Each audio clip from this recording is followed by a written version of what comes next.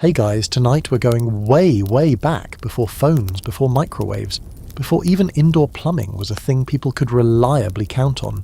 You're walking the uneven cobbled streets of ancient Rome. You smell wood smoke, hear donkeys braying, and somewhere in the distance someone yelling in Latin about overpriced fish. You've got sand in your sandals and very little in your pocket. But don't worry, you're going to change the world. Or at least try to before, getting stabbed a bunch of times in a toga.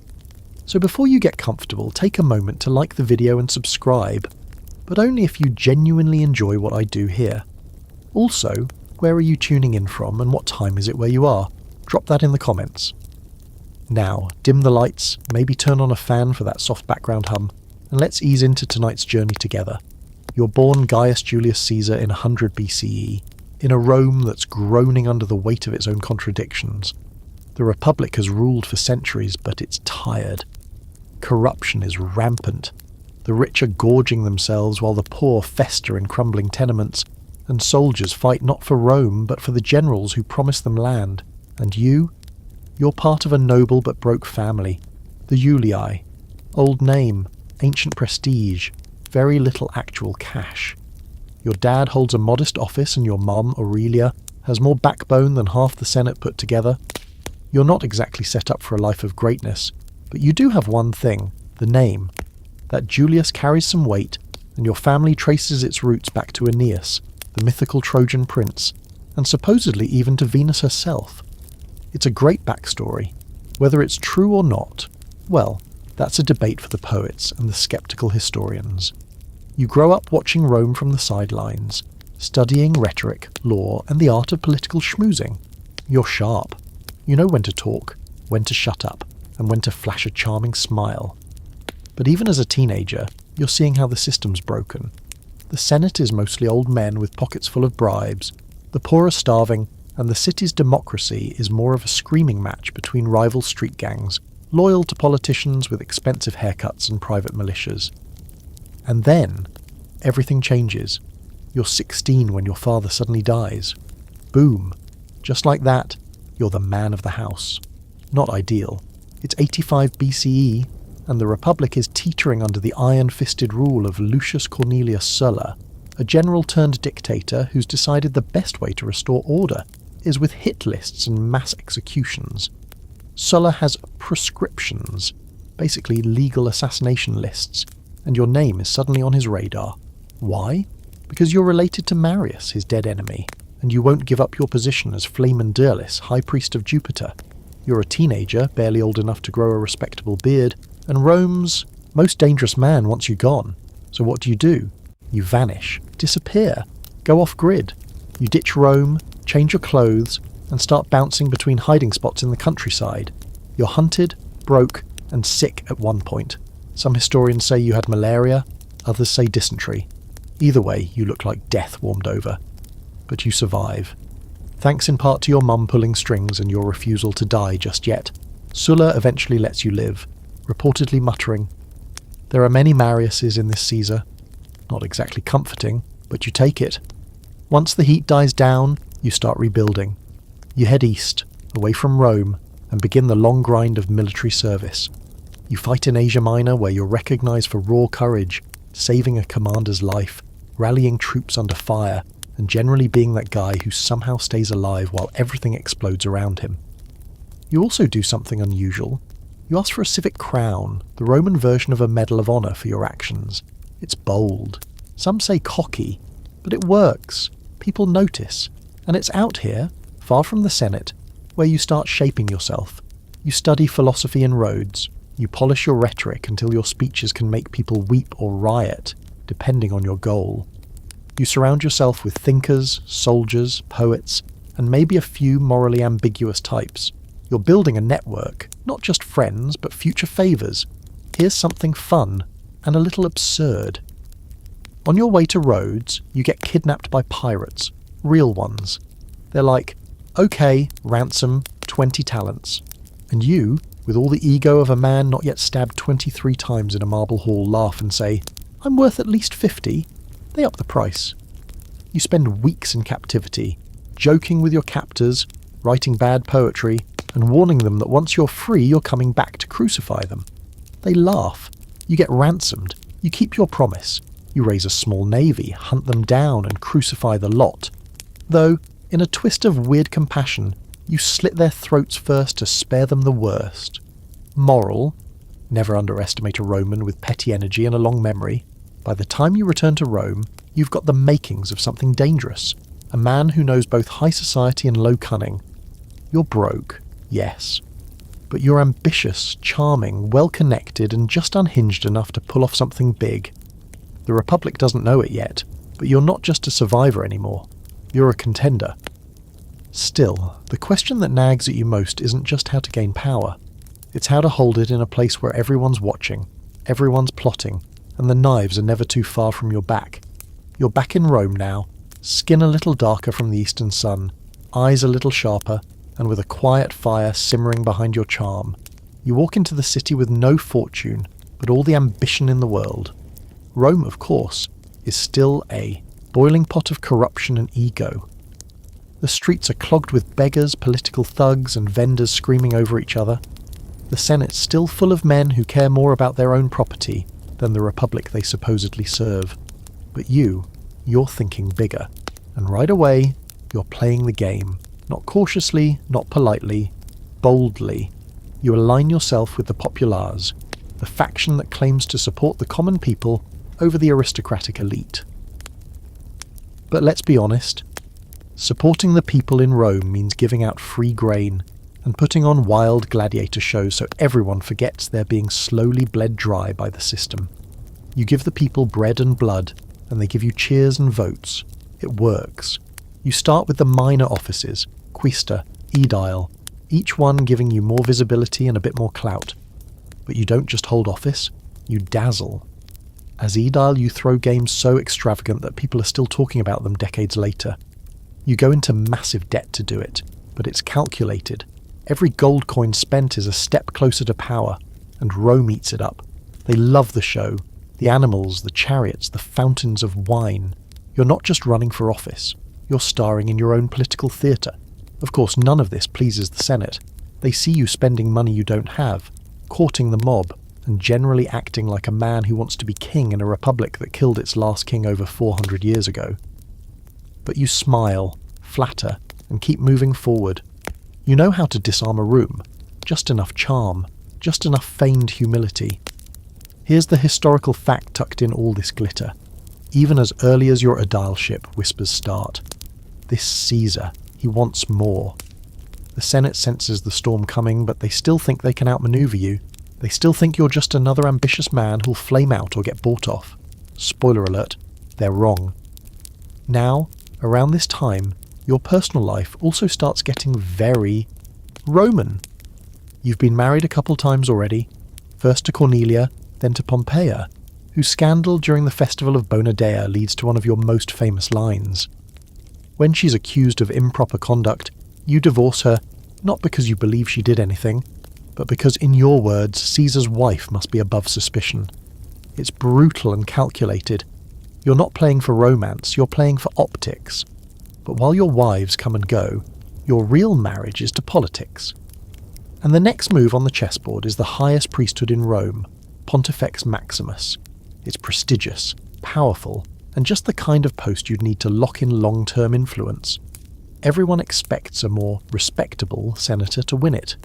You, meanwhile, are broke and flashy, yet somehow you win. It shocks the establishment and cements your image as someone who can pull off the impossible. Here's where the fringe fact slides in.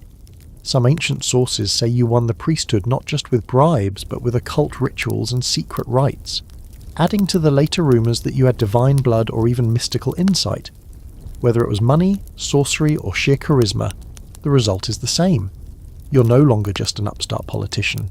You're the head priest of the Roman state religion. You've gone from outlaw teenager to spiritual figurehead, and now, with the robes of Pontifex Maximus still warm on your shoulders, you set your sights on the next level, praetor, then consul. But to get there, and to truly crack open the gates of power, you'll need allies. That's where two names enter the picture, Crassus and Pompey. Marcus Licinius. Crassus is Rome's wealthiest man. Like, obscenely wealthy. He owns entire city blocks, firefighting squads that only help if you agree to sell your burning house, and enough influence to make senators sweat. But he's unpopular and needs someone like you. Charismatic, beloved by the masses. And then there's Gnaeus Pompeius Magnus, Pompey the Great.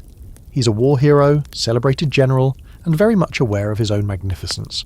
But despite his fame, he struggles with the Senate's elite, who view him as a jumped-up soldier. He needs someone to help push his agenda through the system. You, Crassus, and Pompey form what will later be called the First Triumvirate, an informal alliance between three ambitious men who can't stand the Senate, but definitely can use each other. It's shaky, full of ego, and destined to collapse. But for now, it works. You bring the popular support. Crassus brings money. Pompey brings military prestige. And together, you break the system. You push through laws, bypass opposition, and set up a year that will define everything that follows. In 59 BCE, you're elected consul, one of the two top officials in the Roman Republic. But rather than sharing power politely with your co-consul Bibulus, you basically shove him aside. When he tries to block your reforms, you have mobs chase him off the forum. For the rest of the year, he hides at home, claiming the heavens are unfavourable. The joke in Rome becomes that the year isn't ruled by Caesar and Bibulus, but by Caesar and Caesar. And let's pause there for a scholarly debate. Was the triumvirate a clever power-sharing move born of necessity, or the beginning of the Republic's end? Some historians argue it was a response to Senate gridlock. Others say it was a hostile takeover disguised as cooperation. Either way, it lets you pass land reforms for Pompey's veterans, tax cuts for Crassus's clients, and, of course, a special 5-year command for yourself in Gaul. Because you're not done yet, not even close. By the end of your consulship, you're rich with alliances, hated by the Senate, adored by the people, and headed north to conquer a region no Roman has ever fully tamed. It's the next act in your story, a brutal, brilliant military campaign that will make your name a legend. But as you ride out of Rome in gleaming armour, remember this: the Senate's watching. And they're starting to realise you're not just another ambitious politician, you're something else, something dangerous. You're heading north now into wild territory that most Romans think of as barbarian hell. Gaul. It's not just one place. It's a sprawling mess of forests, mountains, river valleys, and tribal warbands who'd rather cut your head off than listen to another speech about the glory of Rome. But to you, it's a blank canvas, a vast untamed opportunity. You've just secured a 5-year proconsular command in Cisalpine and Transalpine Gaul, plus Illyricum thrown in for good measure. That means armies, authority, and most importantly, freedom from the Senate's grubby little fingers. The year is 58 BCE. You arrive in Gaul with legions at your back, debt still nipping at your heels, and the kind of ambition that eats through everything in its path. You know that if you can conquer this place, the riches, glory, and political leverage it brings will catapult you to the heights of Roman power. So you don't waste time. The Helvetii, a migrating tribe trying to cross Roman territory, become your first target. You crush them. Not just for military reasons, but because you need a bold start, a headline grabber. And it works. Rome is talking. Then it's the Germans under Ariovistus. He's big, scary, and undefeated. You march your legions against him anyway, and when you win, people start whispering that you're not just lucky. You might be favoured by the gods. And those whispers, you feed them. You write Commentari de Bello Gallico, the commentaries on the Gallic War. It's a self-authored war blog in elegant Latin, making you the protagonist of a grand Roman epic. Every battle, every decision, every near-death moment, you shape it all into a tale of discipline, destiny, and Roman greatness, with you squarely at the centre. Let's take a moment to appreciate just how clever this is. While other generals fight and hope someone notices, you're building your own legend in real time. Copies of your commentaries circulate back in Rome, read aloud in forums and drawing rooms. The people adore you. Even your enemies grudgingly admit you've got style. The Gallic Wars stretch over years and the brutality only deepens. You siege walled cities, flood tunnels, starve out entire populations. You sell captured tribes into slavery by the tens of thousands. And when they rise up again, and they always do, you crush them harder. By 52 BCE, you face your greatest challenge, Vercingetorix, a Gallic chieftain who unites several tribes under one banner. He's young, smart, and understands Roman tactics frighteningly well. The final showdown comes at Alesia, a fortress on a hill surrounded by plains. This battle is a masterclass. You don't just attack Alesia, you trap it. You build massive fortifications all the way around it, cutting the city off from outside help. Then you double it, building another wall outward to protect your troops from a relieving Gallic army. It's a siege within a siege. Weeks pass. Your soldiers suffer from hunger, disease, and constant attacks, but you hold. Finally, the Gallic reinforcements break. Vercingetorix surrenders, and you take him prisoner. He'll spend years in chains before you parade him through Rome and strangle him in a dark prison cell. Standard Roman victory party. Here's a quirky detail you might enjoy. Some ancient sources claim that after his surrender, Vercingetorix threw down his weapons dramatically at your feet without saying a word, as if he were performing in a tragic play. You, naturally, didn't flinch. It's moments like these that turn a general into a myth.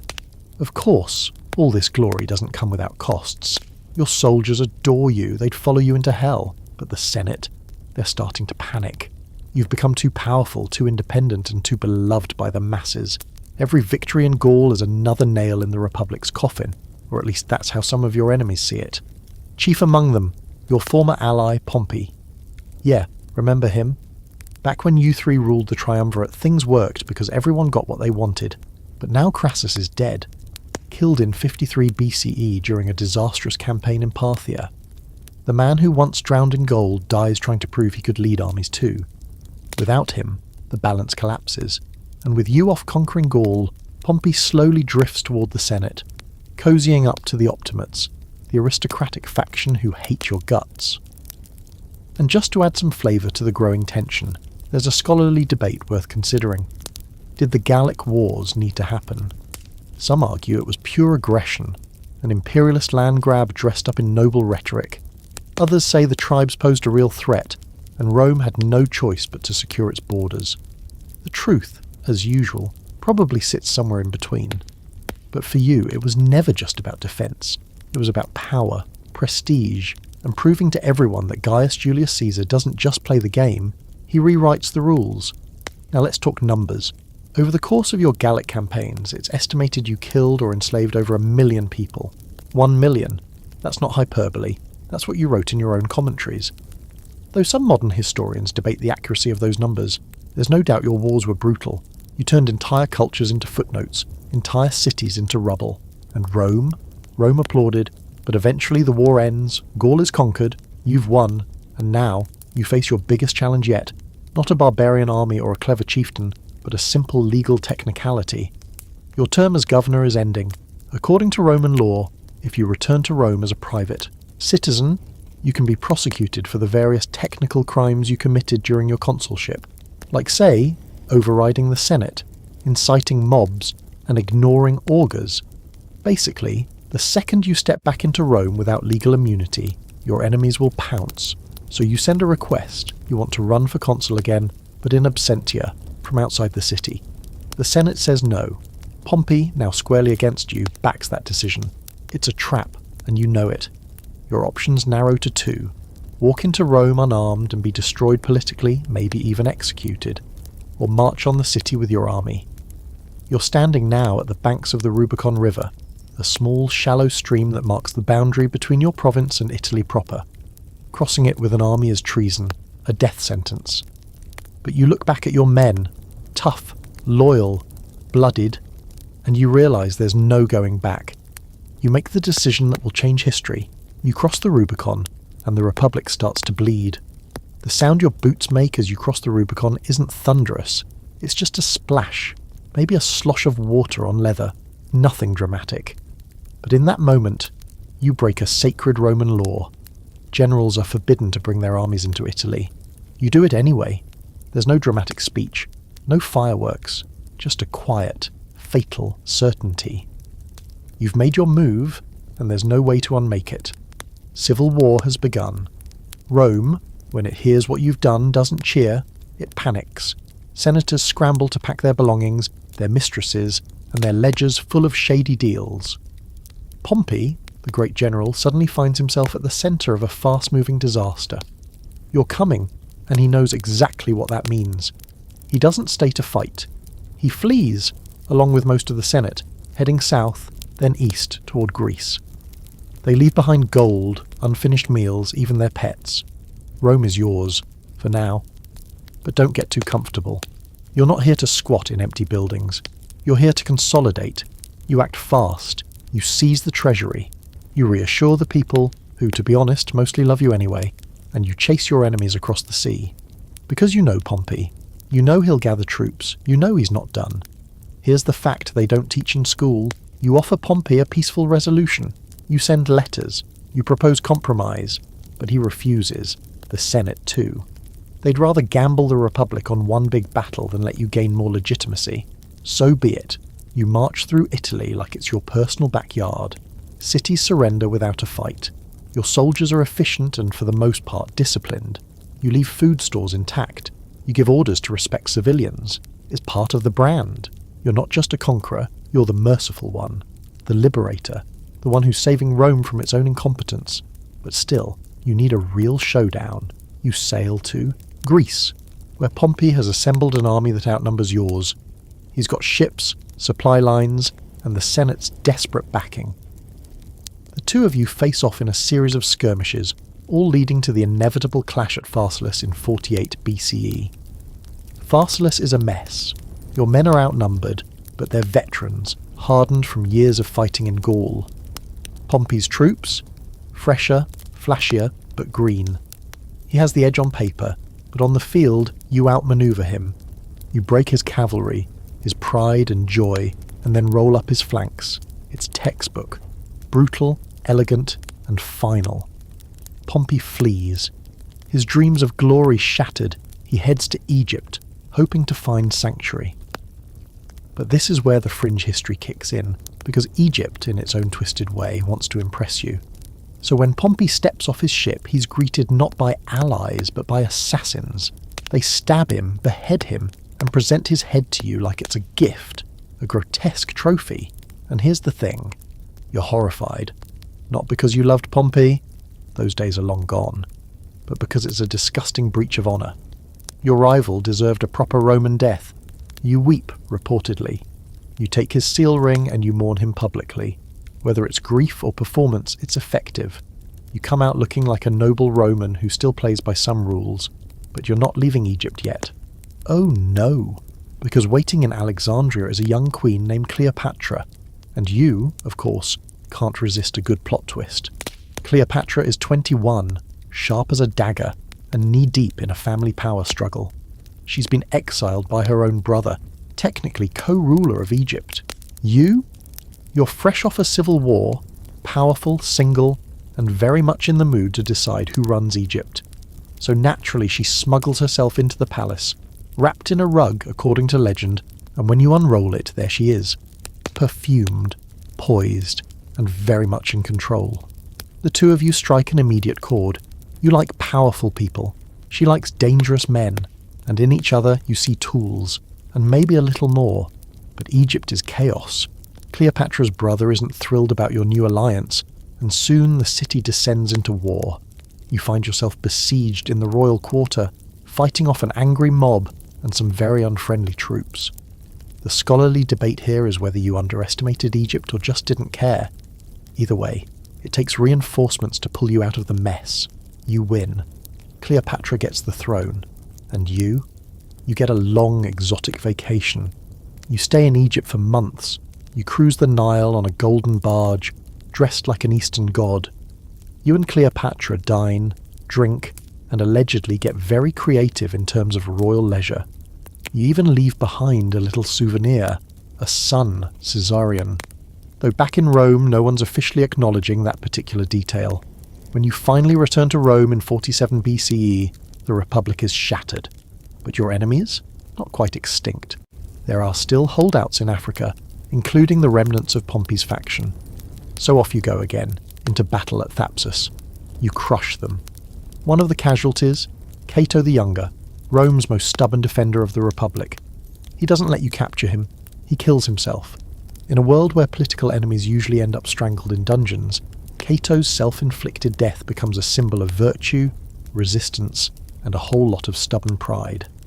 Now let's slide in a quirky detail.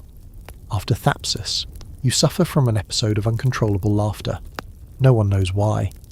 Some say it's relief, others claim it's stress, and a few whisper that you're cracking under the weight of power. It's not the only strange behaviour either. You start talking about destiny, about fate. You're more generous to your enemies, more interested in titles. You're changing. By 46 BCE, you return to Rome, not just as victor, but as a ruler. The Senate, broken and afraid, makes you dictator, not temporarily, not just in a crisis, but longer, then longer still, eventually, for life. You parade your victories in grand triumphs. Elephants march down the boulevards. Prisoners from Gaul, Africa and Egypt are chained behind your chariot. You wear a purple robe, a golden laurel, and sit on a throne. You name yourself Father of the Country. You pack the Senate with loyalists, pass reforms, reorganize the calendar, you know, the one we still use, January, February, March. Thank Julius Caesar for that. But with every new title, with every marble statue and golden coin bearing your face, the air around you thickens. The old guard, the true believers in the Republic, they're watching. They see a man inching toward monarchy, and if there's one thing the Roman elite hates more than anything, it's a king. You're on top now, but the knives are sharpening. You wake up to find yourself the most powerful man in the world. The crown doesn't sit on your head, yet, but it hovers somewhere just above it, visible to all. You've beaten every rival, outlived every rebellion, and reshaped the Roman Republic into something entirely new. But instead of hiding behind the illusion of shared power, you do something bold. You drop the pretense. In 44 BCE, you accept the title Dictator Perpetuo, dictator for life.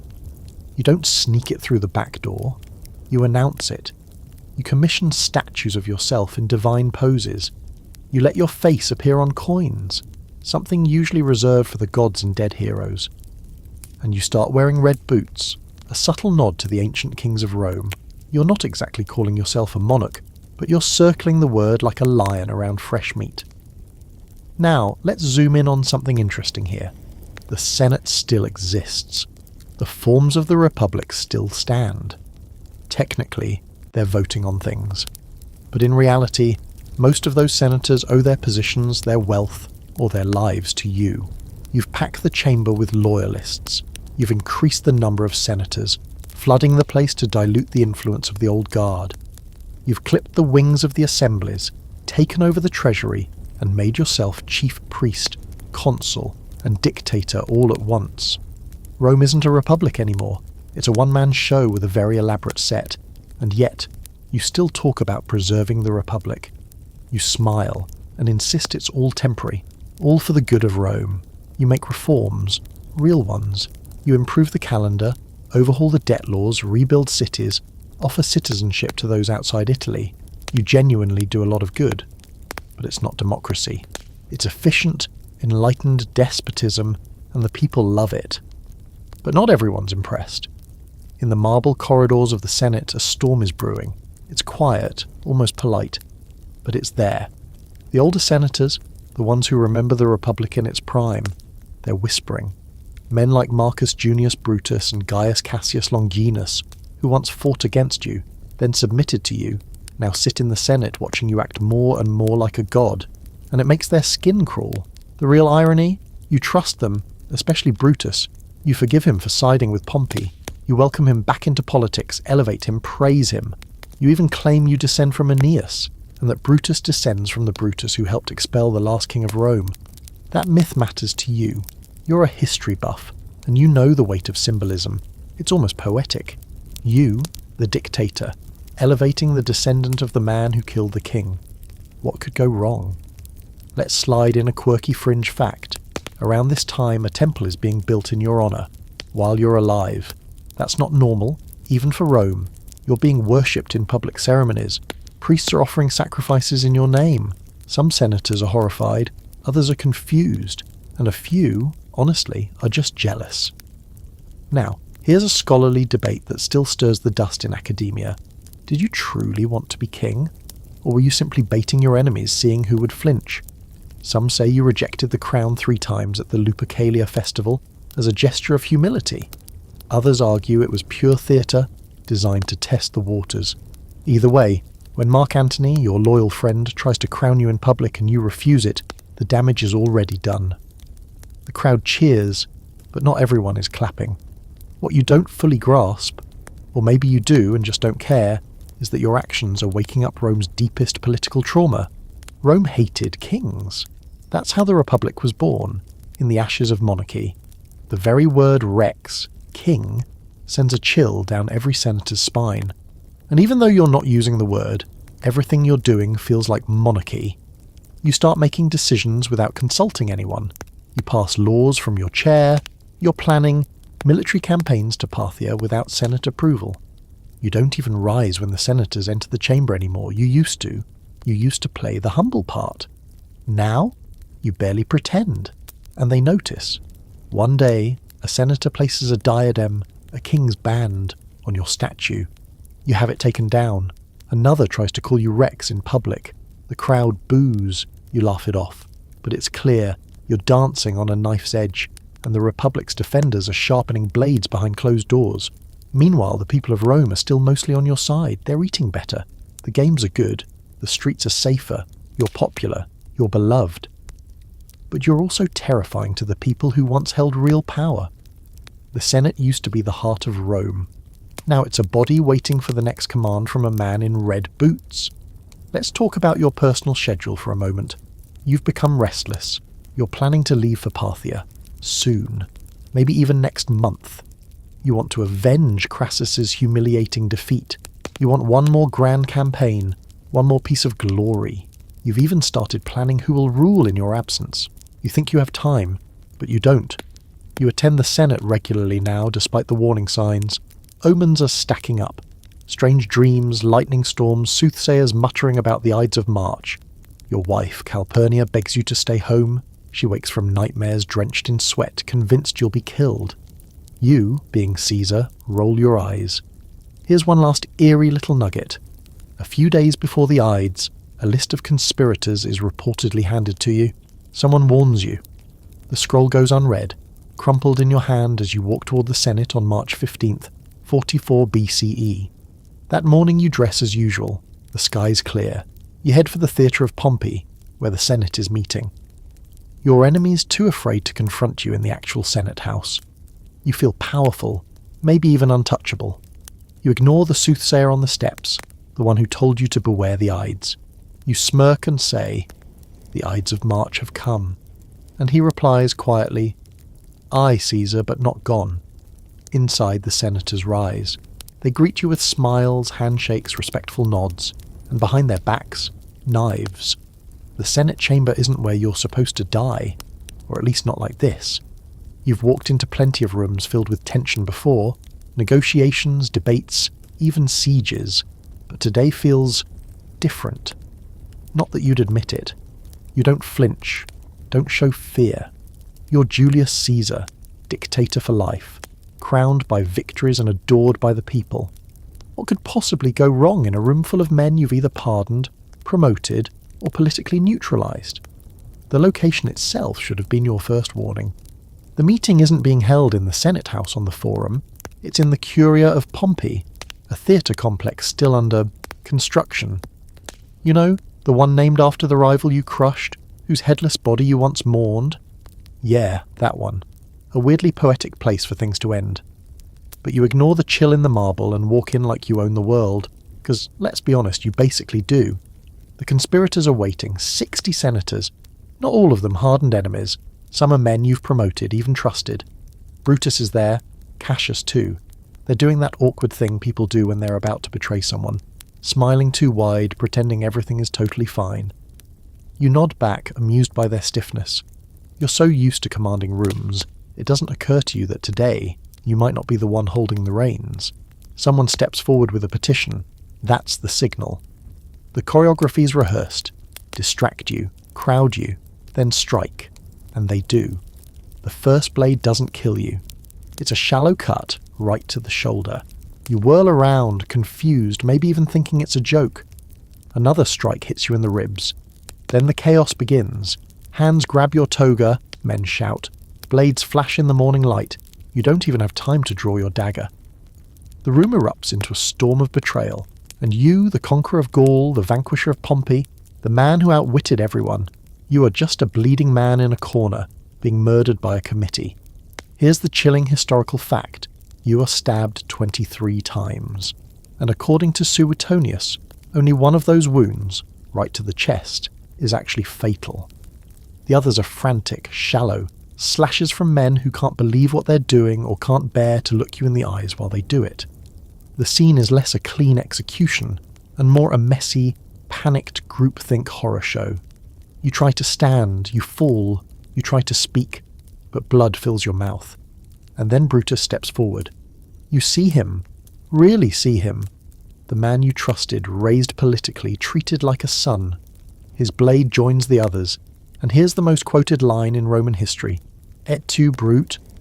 You too, Brutus? Maybe you say it, maybe you don't. Some sources claim you fall silent, heartbroken, and simply pull your toga over your head, your last gesture of Roman dignity. Others say the words were pure invention, dramatic license for a moment already soaked in betrayal. That's one of the great scholarly debates, by the way. Did you actually speak those words, or is it just Shakespeare doing his thing 16 centuries later? Either way, the impact lands. In that instant, you understand everything. It's not just a murder, it's a declaration. The republic you thought you had reshaped has stabbed you in the back. When it's over, your body lies in a pool of blood beneath the statue of Pompey, your old enemy, whose name now watches over your fall like a silent ghost. The senators flee, dropping daggers and fleeing the scene like guilty schoolboys. The Curia echoes with silence. Outside, Rome waits. The people expect news, but not this kind of news. Let's pause and explore a fringe historical detail. One version claims that a doctor, Antistius, examines your body and determines that only one of the 23 wounds was deadly. That single blow between the shoulder and neck stopped your heart. If that's true, it means you died slowly, fully aware, surrounded by betrayal and blood, choking on the irony. And now the city explodes. The conspirators, Brutus, Cassius, and the rest, believed that once you were gone, the Republic would magically heal. They thought you were the disease, not the symptom. They imagined that after one dramatic murder, the Senate would cheer, the people would applaud, and everyone would go back to arguing over tax reforms and temple repairs. Wrong. The minute word spreads that you've been assassinated, the city goes still. Then it roars. Your supporters, men like Mark Antony, who was supposed to be detained during the murder but escaped, begin rallying the crowd. The people, the veterans, the plebs, they loved you. You gave them food, games, reforms. You were the first politician who actually gave a damn whether they starved. And now you're dead, cut down by rich men in togas. They don't take it well. Your will is read publicly a few days later. It turns out you left money, to every citizen of Rome. 300 sesterces each. You even left your private gardens for public use. It's your last mic drop and it lands like a thunderclap. The people mourn you not just as a leader, but as a father, a benefactor, a god. And that's when Mark Antony strikes. At your funeral he gives a speech. No microphones, no spotlights, just raw fury and perfect oratory. He describes your triumphs, your generosity, your victories. Then, in a masterful performance, he lifts your bloodied cloak for the crowd to see. The holes, the stains, the evidence. It's theatre, yes, but it's also fuel. Rome ignites. Riots break out. Mobs hunt the conspirators. The senators who once imagined themselves saviours are now hunted fugitives. Brutus and Cassius flee the city, planning to regroup. But they know the tide has turned. Your death didn't kill ambition. It fed it. Here's a weird little footnote. During the chaos, someone, maybe a random rioter, maybe a loyalist, builds an altar on the spot where your body was burned in the forum. People start leaving flowers, coins, prayers. Some even claim to see omens, spirits, visions of your face in the smoke. You, the man who wrote his own legend, are now something bigger than mortal. You are myth. But your story isn't over. In fact, your death is just the intermission. Rome doesn't sleep the night they burn your body. The flames rise in the forum like a second sun, casting long flickering shadows over marble columns and blood-stained stone. Citizens crowd around, some weeping, others shouting, many just stunned. Your pyre becomes a public shrine before it's even cold. People toss in offerings, flowers, coins, military decorations, bits of poetry scribbled on scraps of parchment. Some even throw in their own clothing or jewellery, as if giving up worldly things might somehow bring you back. You, who lived so loudly, are now just ash and legend. But here's the twist. Your death doesn't kill the ambition you represented, it detonates it. In the days that follow, the so-called liberators, Brutus, Cassius, and their very confused gang, realize they have wildly misread the room. They thought the people would welcome them as heroes for saving the Republic. Instead, the people spit at them, literally. Graffiti pops up calling them traitors, cowards, backstabbers. Brutus, whose ancestors helped kill Rome's last king, had hoped to channel that legacy. But all he's managed to do is kill the one man most Romans felt actually got things done. So what do the assassins do? They bail. First to the Capitoline Hill, then out of the city entirely. They scatter like mice from a collapsing temple, heading east to regroup in friendly territory. They still believe they can salvage this. They still think Rome wants its republic back. Meanwhile, in the smouldering heart of the city, your former allies are already elbowing each other for a piece of the future. At the front of the pack, Mark Antony. You remember him, the heavy-drinking, heavy-fighting general with a taste for drama and zero patience for subtlety. He's been your right-hand man in war and politics, and now that you're gone, he moves fast. He seizes control of the state treasury. He calls meetings, delivers rousing speeches, and tries to cast himself as your natural heir. But Antony has a problem. Or rather, you left him one. A name. Gaius Octavius. Your great-nephew. 19 years old, thin, sickly-looking and very quiet. Barely a shadow in the corner of your grand marble life. And yet, you adopted him in your will. Posthumously. That means everything. In Rome, adoption isn't just legal paperwork, it's legacy, it's destiny. You left him your name, your fortune, your political machine. So now, the teenager with the soft voice becomes Gaius Julius Caesar Octavianus, and suddenly everyone in Rome is watching him, waiting, judging. Here's the historical fact. Octavian isn't a warrior. He's no gladiator. He doesn't make speeches that shake the heavens or win battles with fire and blood. What he has is strategy, patience, and a killer instinct so cold it could freeze the Tiber. He understands that optics matter, that law and tradition still have weight, even if everyone's ignoring them. He plays the long game. He arrives in Rome with no army, just a handful of loyal friends and the legal authority of your will. Antony laughs him off at first. Who wouldn't? He's a kid. Pale. Frail. Looks like he should be organising scrolls, not running an empire, but Octavian doesn't care what Antony thinks. He visits the forum, stands by your altar, distributes the money you promised the people out of his own pocket. The people notice. So do the legions. And here comes the quirky fringe fact. Octavian starts calling himself Caesar's son, even though technically it's an adoption.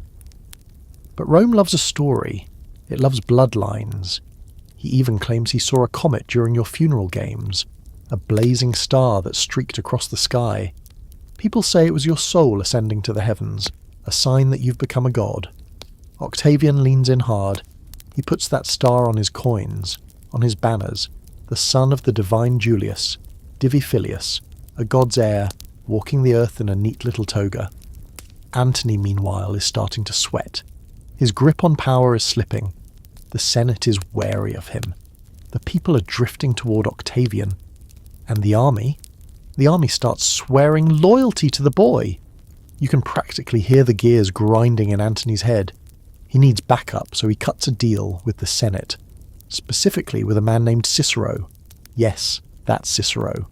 The old orator who once hated your guts, then kind of respected you, then hated you again. Cicero sees Octavian as a useful pawn to check Antony's ambition.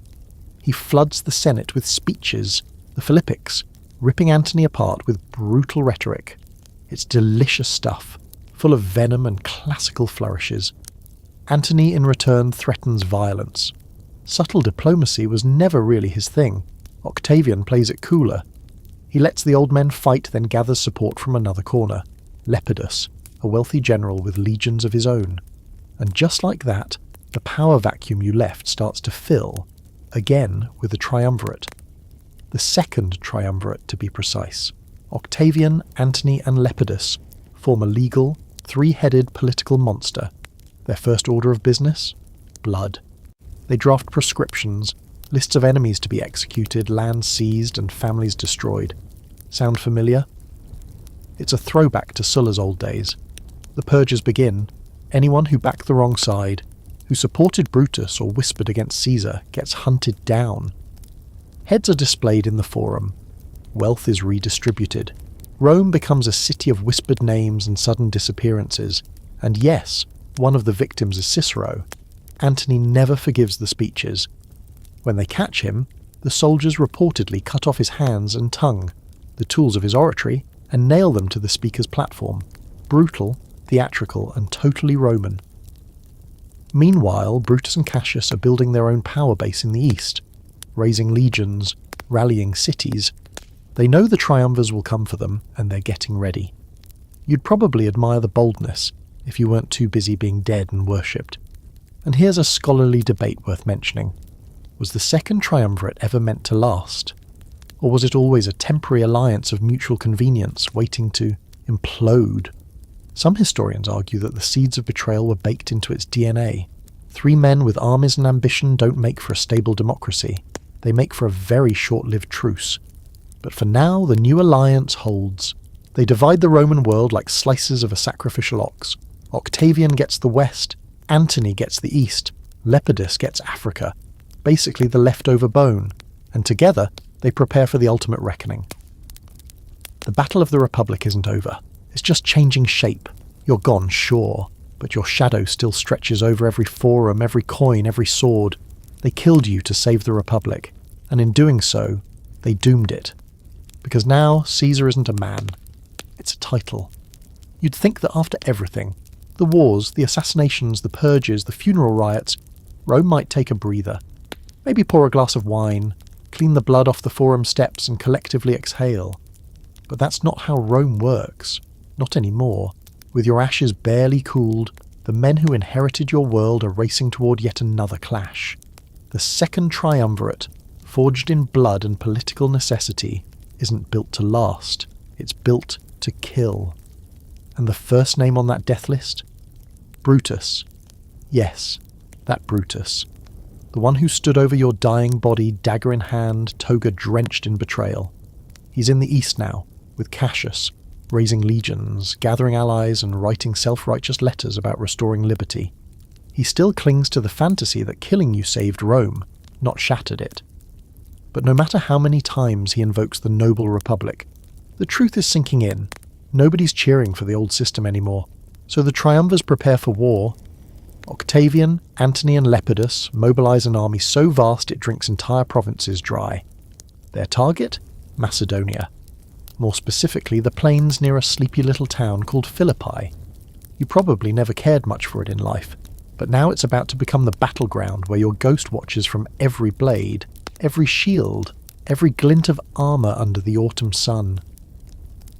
The year is 42 BCE, 2 battles are fought here just weeks apart, and both are chaos wrapped in dust and steel.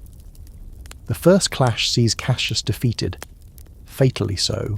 He gets bad intel, thinks Brutus has lost too, and chooses death. Always a bit dramatic, that one. He falls on his sword with help from a slave. It's messy, undignified, and soaked in that peculiar Roman flavour of tragic pride. Brutus hears about it and presses on, but it's over. The second battle breaks him. His army collapses, and like his co-conspirator, he chooses suicide over surrender.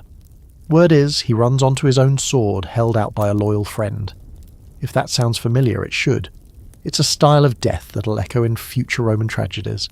Dignified despair is the fashion of the moment, and here's the historical fact that matters. With Brutus and Cassius dead, so too dies the last real hope for the Republic.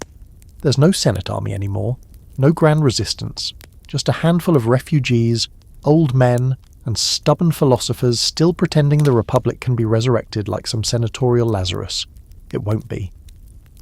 Meanwhile, Octavian and Antony return to their corners of the world. The alliance still holds, at least on the surface. Lepidus, true to his role as third wheel, gets sidelined almost immediately. They send him off to Africa with a pat on the back and a polite shove into irrelevance. He doesn't fight it much, he knows he's outclassed. So two giants remain, Octavian, cold and calculating master of public image, and Antony, fiery, charismatic and increasingly distracted by the East, and by someone who never left your orbit, Cleopatra. Let's rewind for a moment. After you died, Cleopatra did what any smart ruler would do. She survived. She returned to Egypt, kept the throne, and waited. She had a child, your child, Caesarion, and raised him as the true heir of Rome's greatest man. Some believed her, others rolled their eyes. But now, with Antony wandering into her sphere, she sees her chance to climb back into the Roman game. Antony arrives in Tarsus, summoned to explain himself to the triumvirate. Instead, he's met with Cleopatra's signature entrance: golden barge, scented sails, exotic music, and a queen dressed as Isis herself. The woman knows stagecraft. Antony, predictably, is enchanted. One moment he's demanding tribute, the next he's drinking with her on a velvet couch, declaring eternal love and writing off Roman debt like it's a party favour. Now here's a quirky fact. Cleopatra supposedly had a bet with Antony that she could spend 10 million sesterces on a single meal. He scoffs, so she drops a massive pearl into vinegar, dissolves it, and drinks it. Bet won. Game, set, match. Cleopatra plays for keeps. Antony and Cleopatra become inseparable. He winters in Alexandria. They throw wild feasts, play dress-up as gods, and start merging Egyptian and Roman symbols in ways that make senators back in Rome absolutely panic. The East begins to look more like a rival empire than a loyal province. Octavian sees this and sharpens his knives. Not literal ones, not yet, but rhetorical blades. He launches a propaganda campaign unlike anything Rome's seen before. He paints Antony as a lovesick traitor, seduced by a foreign queen, betraying Roman virtues in silken bedsheets and foreign incense. He points to Caesarion and whispers, "That's not the heir. That's Cleopatra's ploy. I'm the real son." This leads to one of the great scholarly debates of the era. Did Octavian really believe Antony had gone rogue? Or did he simply see an opening to destroy his last rival? With the way he pounces, he convinces the Senate to declare war, not on Antony directly, but on Cleopatra. Smart move. Framing it as a war against a foreign power keeps everything patriotic and very Roman. The stage is set. In 31 BCE, the war comes to a head at the Battle of Actium, a naval showdown off the western coast of Greece. Octavian's fleet, commanded by his brilliant general Agrippa, blocks Antony and Cleopatra from escaping. Their ships are larger, fancier, but less manoeuvrable. It's like watching a luxury yacht try to dodge speedboats. The fighting rages for hours. Smoke, fire, shattered oars, screams over crashing waves. Then, in a sudden, shocking move, Cleopatra's fleet breaks formation and flees. Antony sees her leaving and follows. Some say it's love, others call it cowardice. Either way, it's over. Octavian wins, Rome wins. You win, again, from the grave. And here's the twist. After Actium, everything becomes inevitable. Antony and Cleopatra retreat to Alexandria. Octavian pursues. Surrounded, hopeless, Antony falls on his sword. Except, being Antony, he somehow botches it and bleeds out slowly in Cleopatra's arms. A tragic end for a man who once held the fate of Rome in his fists. Cleopatra, unwilling to be paraded through Rome in chains, follows him. The classic version has her using an asp, a venomous snake, to end her life. Some historians say it was poison hidden in a hairpin or ointment. However it happened, she dies as she lived, dramatically and on her own terms. Caesarion doesn't fare as well. Octavian has him quietly executed. The boy might have been your heir, but there's no room for another Caesar. Not when Rome already has a new one. The Republic is now just a word carved into fading stone. And Rome belongs to your shadow. So here we are. The dust of Actium has settled, the queen is dead, the lover lies cold, and Egypt, the last great jewel of the ancient world, is officially annexed. Octavian strolls into Alexandria not just as a conqueror, but as a man tying up the last fraying threads of your story. No more rivals, no more inconvenient heirs, just silence, sand, and an empire practically begging for a ruler with a steady hand and a clean toga. It's 30 BCE now, and Rome, for the first time in years, isn't at war with itself. There are no more triumvirates, no opposing factions claiming legitimacy. There's just Octavian.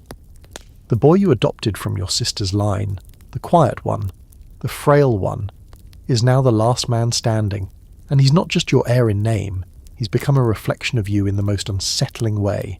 Less flamboyant, less theatrical, but just as calculating, just as relentless. He didn't conquer Gaul or write commentaries, but he conquered you in death, and then he inherited everything. Back in Rome, the Senate is tired. The people are tired. Everyone's been playing political musical chairs for so long that when the music finally stops, no one complains that only one man's left in the game. Octavian doesn't declare himself king. That would be suicide even now. Instead, he does something far smarter. He restores the Republic. That's right. He walks into the Senate and offers to give up his extraordinary powers like some kind of selfless civic hero. And the Senate? Oh, they panic. They beg him to stay in control. Please, for the love of the gods, don't hand power back to us. We just got the city clean again. And so Octavian becomes something new, something Rome has never seen before. Princeps, first citizen. Not a king, not officially. Just the man who always speaks first, whose opinion carries the most weight. A modest dictator, a polite god. In 27 BCE, the Senate gives him a new name, Augustus. It's not a title of office, it's a halo. It means the revered one, full of religious undertones and cosmic significance. He's no longer just Caesar's heir, he's something bigger, a stabilizer, a symbol of restored peace, a living link to the gods. And here's your legacy kicking in again. Augustus keeps your name. From now on, every Roman emperor will carry Caesar as part of their title. Not just a surname anymore, a throne. Caesar becomes shorthand for absolute power, echoed later in Kaiser, in Czar, in every distant echo of imperial authority from Berlin to Moscow. Not bad for a guy who started off dodging Sulla's death lists. The city transforms under Augustus. You'd barely recognize it, honestly. The forum is cleaned up, temples are restored, marble replaces crumbling brick. The government is reshaped, streamlined, professionalized. Augustus masters the art of seeming humble while holding absolute control. He turns dictatorship into a lifestyle brand. But there's still a strange silence underneath it all. A ghost in the architecture. You. Your statues still stand. Your face still appears on coins. People still talk about you, debate you. Were you a hero, a tyrant, a visionary, a traitor? It depends on who's speaking and how many cups of wine they've had. But no one forgets you, and the strange thing, even though Augustus builds his empire on your ashes, he never fully escapes your shadow. You were larger than life, louder, bolder, more vivid. You gambled with history in a way he never dared.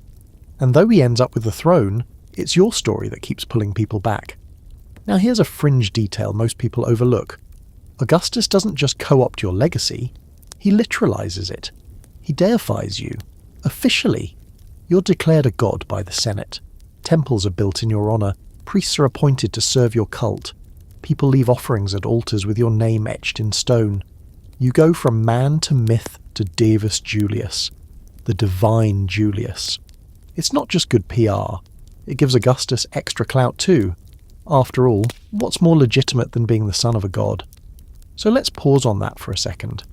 You, a man who once flung mud at the Senate, seduced a queen, crucified pirates and seized Rome with an army, are now receiving sacrifices. Chickens are being slaughtered in your name. Hymns are sung to you at state functions. Your comet, Caesar's comet, the one that appeared during your funeral games, is now considered a sign from the heavens. You didn't just conquer Gaul, you conquered time. But even in divinity, you're controversial. Scholars today still argue about your legacy. Were you the man who saved Rome from self-destruction, or the egomaniac who killed its freedom? Did you bring reform or tyranny? Was the Republic already doomed before you crossed the Rubicon, or did you doom it with every step?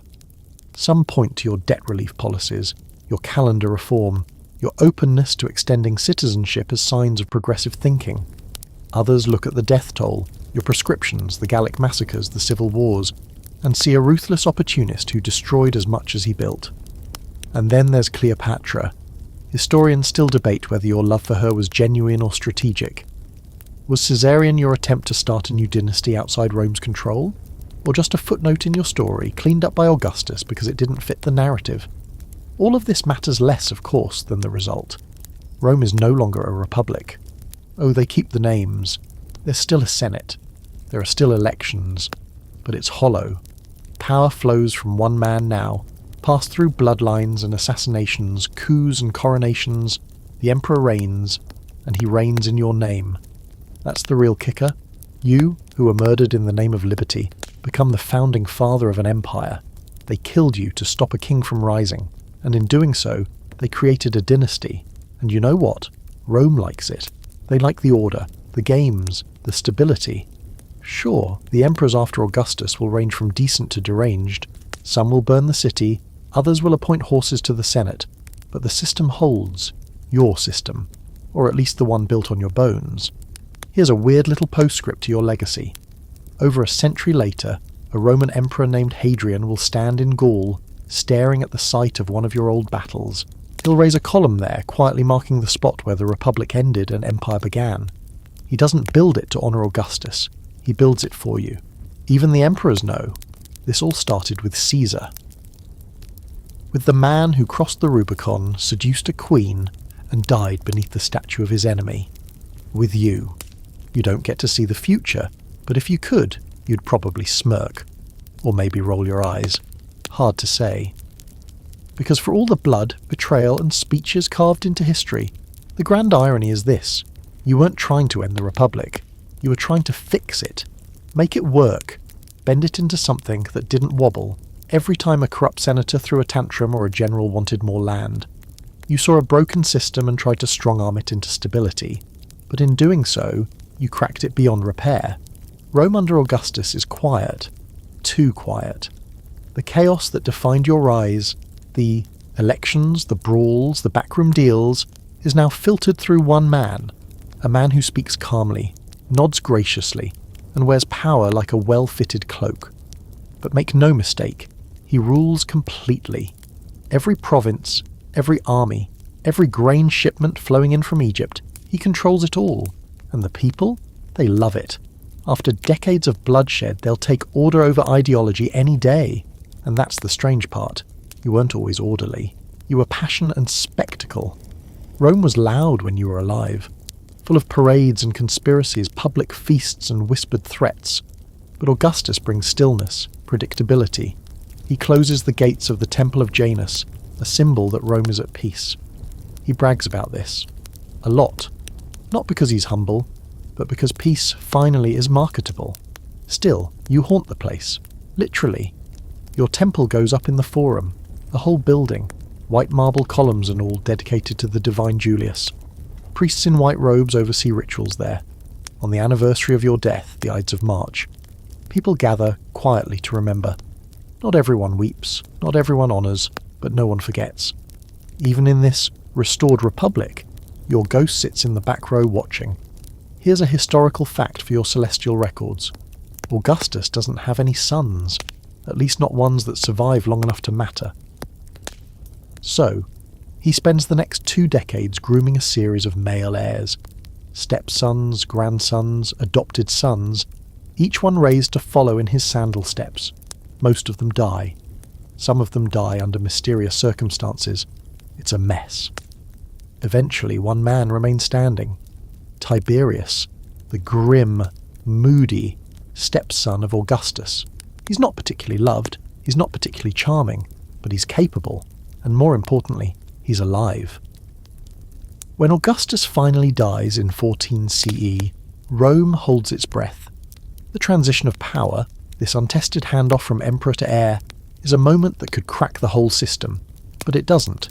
Tiberius steps in, a little reluctantly, and nothing collapses. The army stays loyal. The Senate, once the centre of power, nods obediently. And just like that, the Julio-Claudian dynasty begins.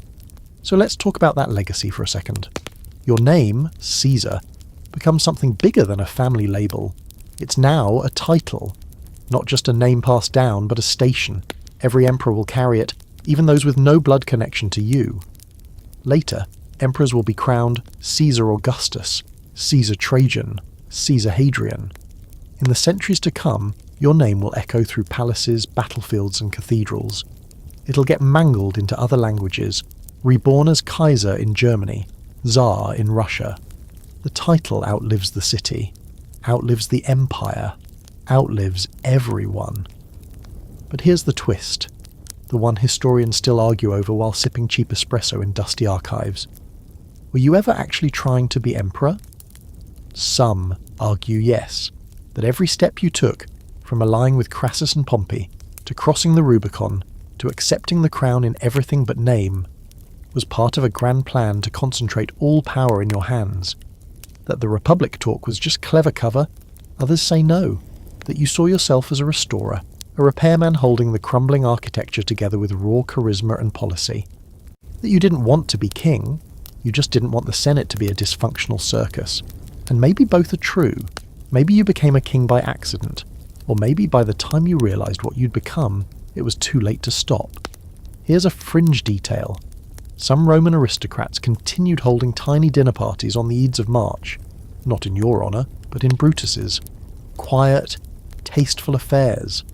The kind where someone carves a roast pig and raises a glass to freedom, even as the city outside is filled with soldiers, slaves, and the looming presence of an emperor who reads every speech before it's delivered. It's the kind of rebellion that only the rich and safe can afford. Nostalgia disguised as virtue.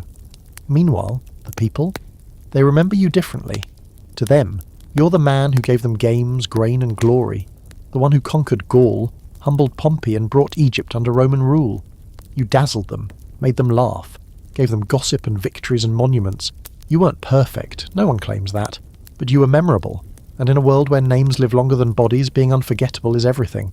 That's the real magic trick you pulled, because while the senators talked liberty and the historians debated tyranny, you were always playing a longer game. You turned yourself into a symbol, a myth, a template for power so potent that every would-be emperor for centuries would ask themselves the same question. What would Caesar do? And you know what? Most of them got it wrong. They missed the subtle parts, the charm, the timing, the instinct for when to bend and when to break. They copied your ambition, but not your precision. Some went too far, others not far enough. A few, like Caligula or Nero, made you look like a humble public servant by comparison.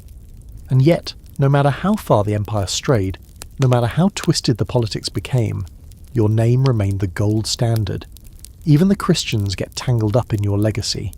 Some see you as a villain, Rome's face during the crucifixion era. Others admire your reforms, your discipline. They debate your morality, your supposed arrogance, even your theological significance.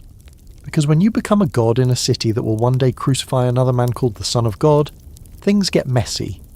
And here's a scholarly debate still cracking chalkboards wide open. If you hadn't been assassinated, would Rome have become an empire anyway? Was the fall of the Republic inevitable, or did your death push it over the edge? Some think you could have, steered it into a constitutional monarchy, a stable blend of old and new. Others argue your ego was a ticking time bomb, bound to explode no matter what. Either way, the blood on the Senate floor didn't solve anything. It just rewrote the rules. Now picture this. You're floating somewhere in the divine afterlife, maybe lounging on a cloud, or maybe just vibing in that celestial lounge reserved for deified mortals who once terrified the Senate. Either way, you're watching Rome, and it's a weird show. You've been turned into a god, yes, but not the kind with temples full of golden bulls and thunderbolts.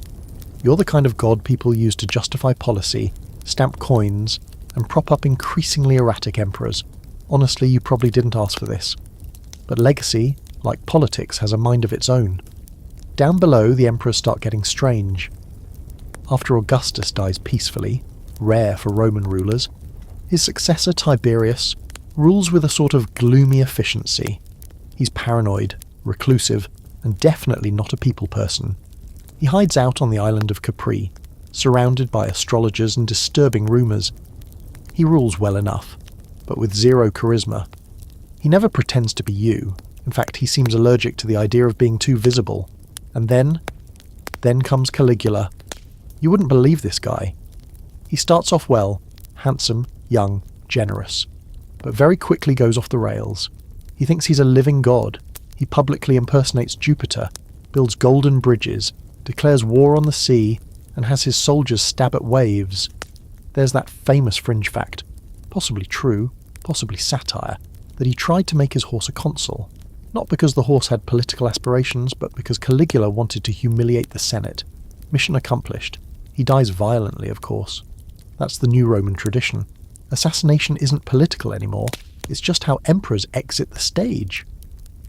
Then comes Claudius, who's actually not terrible, despite being dismissed early on as a stammering, bookish afterthought. He conquers Britain, reforms the bureaucracy, and gives off some very unexpectedly competent uncle energy. He respects your legacy, names buildings after you, praises your vision, but he's a placeholder in a dynasty that's clearly cracking. And finally, Nero.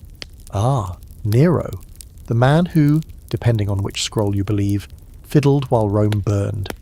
He's not content with just ruling. He wants to sing, act and race chariots in front of an audience that's legally required to clap. He stages elaborate performances, sometimes not realising, or not caring, that real blood is being spilled off stage. He kills his mother, his wife, and most of his enemies, then eventually himself, after declaring that what an artist dies in me, a real piece of work. So, while all of this madness unfolds, one thing remains constant. Your name. Every coin, every public decree, every new ruler introduces themselves as a new Caesar. And it's not just a label, it's a legitimacy pass. They use you like a mythic measuring stick. When an emperor wants to look strong, he calls himself a Caesar.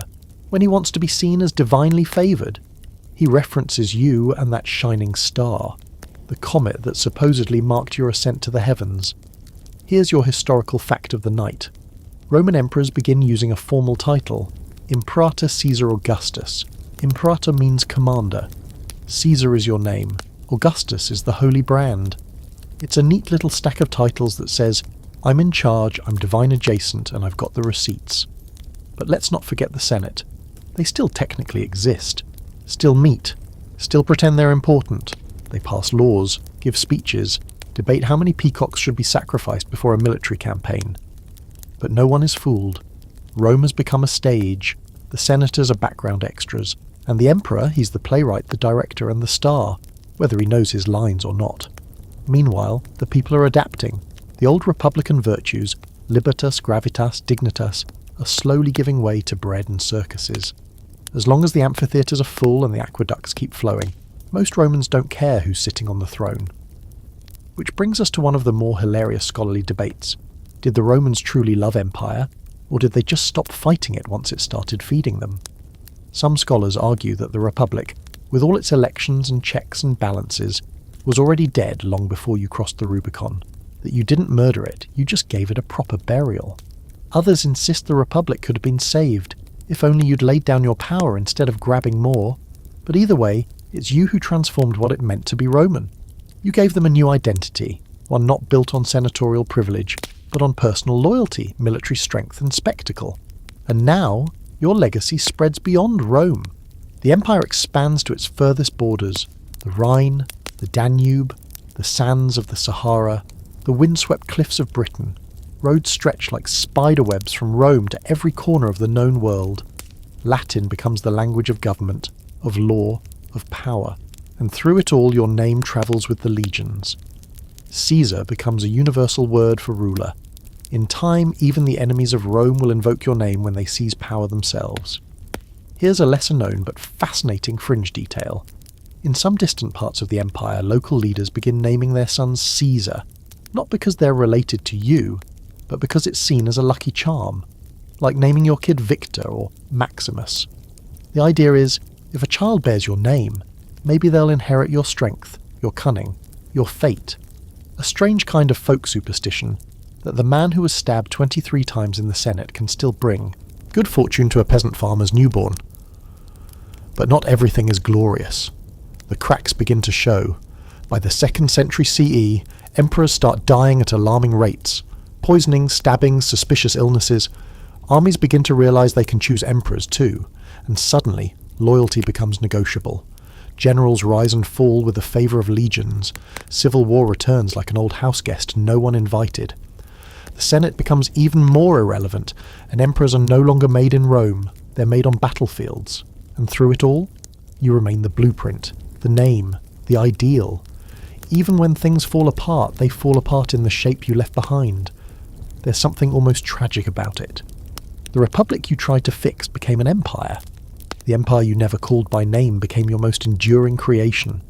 You were killed to save the system, but the system simply absorbed your ghost and kept marching forward. And in that odd, blood-soaked way, you won. Not with swords, but with symbols.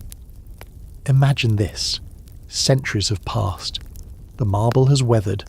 The forum, once loud with senators shouting and sandals slapping on stone, now echoes with the low hum of tourists, traders and priests. Rome has changed, again and again. Emperors rise and fall, borders stretch and snap, temples burn, plagues sweep through the streets, and yet your name endures. It's the 3rd century CE now, and the empire is in crisis. Not a metaphorical one, an actual boiling over 50 years of chaos kind of crisis. They call it the crisis of the 3rd century, which, admittedly, lacks creativity but gets the point across. In just 5 decades, Rome cycles through over 20 emperors, most of whom die violently. Some are declared by legions, some by mobs, some by sheer accident. Most don't last long enough to unpack their things, and what do they all call themselves? Caesar. Because even as the empire cracks like an overbaked amphora, your name still signals legitimacy, still holds weight. If you want soldiers to follow you, you invoke Caesar. If you want the Senate to rubber stamp your rule, you remind them you're Caesar this or Caesar that. The name has become detached from your bloodline, long gone by now, and evolved into a brand of power. You're no longer just a historical figure, you're shorthand for authority. But let's not pretend this is a golden age. It's not. The empire is splitting at the seams. Germanic tribes are pushing in from the north. The eastern provinces are being gobbled up by Persia. Plague returns. Civil wars become a seasonal affair. And while you're still etched in stone, the meaning of your name gets foggy. Here's a quirky little fringe fact. During this chaotic period, some emperors declare themselves Caesar within hours of being declared emperor, even if they rule for less than a week. It's like being handed a crown, a target, and a countdown clock all at once. There's one, Guy Pupienus, whose name is hilarious if you're 12, and who co-rules for only 99 days before being murdered. But even he uses Caesar in his title, because it's the rule. You have to. Enter Diocletian. He shows up at the end of the 3rd century like a strict substitute teacher walking into the classroom after years of chaos. The place is on fire, the chalkboard's been used as a shield, and the last 3 rulers are dead under the desk. Diocletian takes one look and says, "Okay, new rules." And shockingly, it works. He does what you might have appreciated. He reorganises everything. He splits the empire in 2, appointing co-emperors to govern east and west, each with a junior partner called a Caesar. The title becomes formal now, not just part of your legacy, but a built-in job description. The senior emperor is the Augustus, the junior, the Caesar. It's bureaucratic, clean, and clearly designed by someone who's tired of being stabbed in the back every few months. This brings us to a fascinating scholarly debate. Diocletian's reforms worked, for a while, but some argue they were the first real acknowledgement that the empire was too big to function as a single unified thing. You might have suspected it back in your day, but you never had time to do what Diocletian did, divide power before it collapses. The split between east and west will eventually harden, then calcify, and finally turn into a full-blown divorce. But in Diocletian's time, it's a bold, if temporary fix. Let's jump ahead a bit. It's the early 4th century now, and a name begins to rise through the noise. Constantine. A soldier's son, politically savvy and ambitious in the way that should probably set off alarm bells. He fights his way to the top, literally defeating rivals, taking over the western half of the empire, then the east, and finally reunifying the whole chaotic mess. You'd like this guy. Not because he's subtle, he's not, but because he understands the power of story. In 312 CE, at the Battle of the Milvian Bridge, Constantine claims he sees a vision in the sky, a cross, and the words, "In this sign, conquer." He orders his soldiers to paint Christian symbols on their shields. Then he wins. A lot. And then he does something no emperor before him dared to do. He legalizes Christianity. Not just tolerates it, endorses it. Sponsors churches. Converts, though suspiciously late in life. And like that, a religion that once huddled in catacombs is now decorating imperial palaces. This is a pivot point. Rome, once home to Jupiter, Mars, and all the Olympian crowd, starts to shift toward the cross. Temples are converted, pagan festivals get rebranded, and Christians begin to wield real political power. It's not overnight and it's not clean, but the cultural tide is undeniable. And through it all, your name stays. Here's the wild part. Constantine calls himself Caesar too. So do his sons. So does Britain, much everyone after him. But now, Caesar coexists with the cross. A divine title, originally steeped in Roman religion and military conquest, is now worn by emperors who pray to a single god and sponsor bishops. And here's your fringe historical fact for this era. Constantine founds a new capital, Constantinople, a glittering eastern mirror of Rome itself. It becomes the centre of the Eastern Roman Empire, what we'll later call Byzantium. And for over 1,000 years, emperors in Constantinople will continue to call themselves Caesar.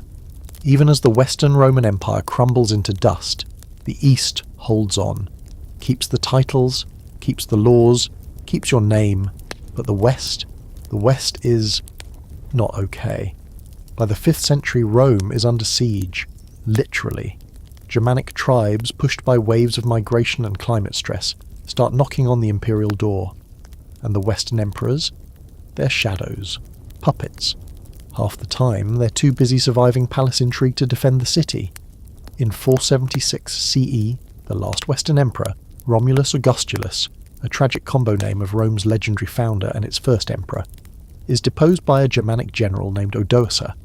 And just like that, the Western Roman Empire ends. But your name doesn't. Even as the empire dies, the dream of Rome, the idea of it, lives on in places that barely existed during your lifetime. In Germanic kingdoms, warlords call themselves Rex, king, but they yearn to be Caesar.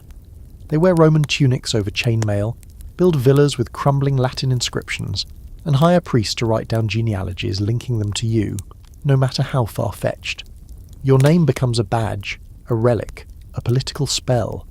This is when the legacy really kicks into gear, because even after the collapse, even after the statues fall and the legions vanish, you still reigned, from ghost to god to idea. So now we're in the strange centuries, the ones people like to call the Dark Ages, though honestly they weren't as dark as the name suggests. Murky, sure. Chaotic, absolutely. But not without their own weird little glimmers of innovation, power plays and political cosplay. And through it all, one thing remains hilariously consistent. Your name, your title, Caesar.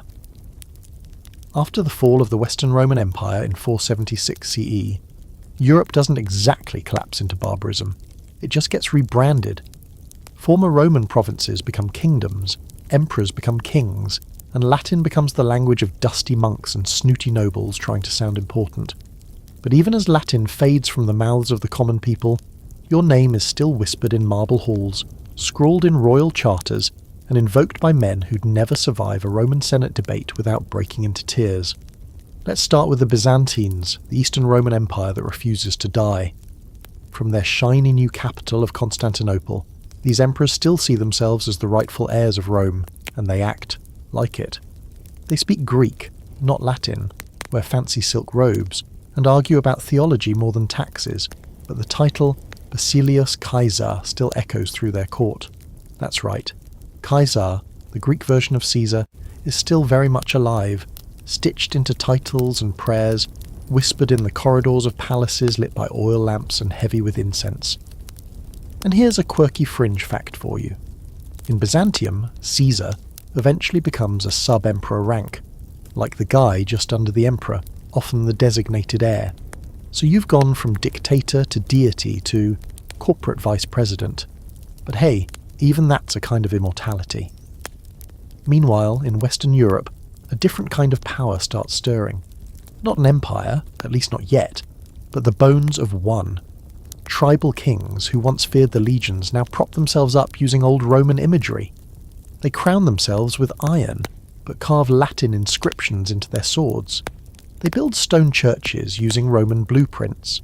They hoard crumbling Roman law codes like relics. Why? Because Rome still means something. And Caesar, he means authority. Enter Charlemagne. It's the early 800s, and this big bearded Frankish king has managed to unite a huge chunk of Europe. He's conquered the Saxons, cowed the Lombards, and charmed the Pope. And in 800 CE, on Christmas Day, Pope Leo III pulls the ultimate power move.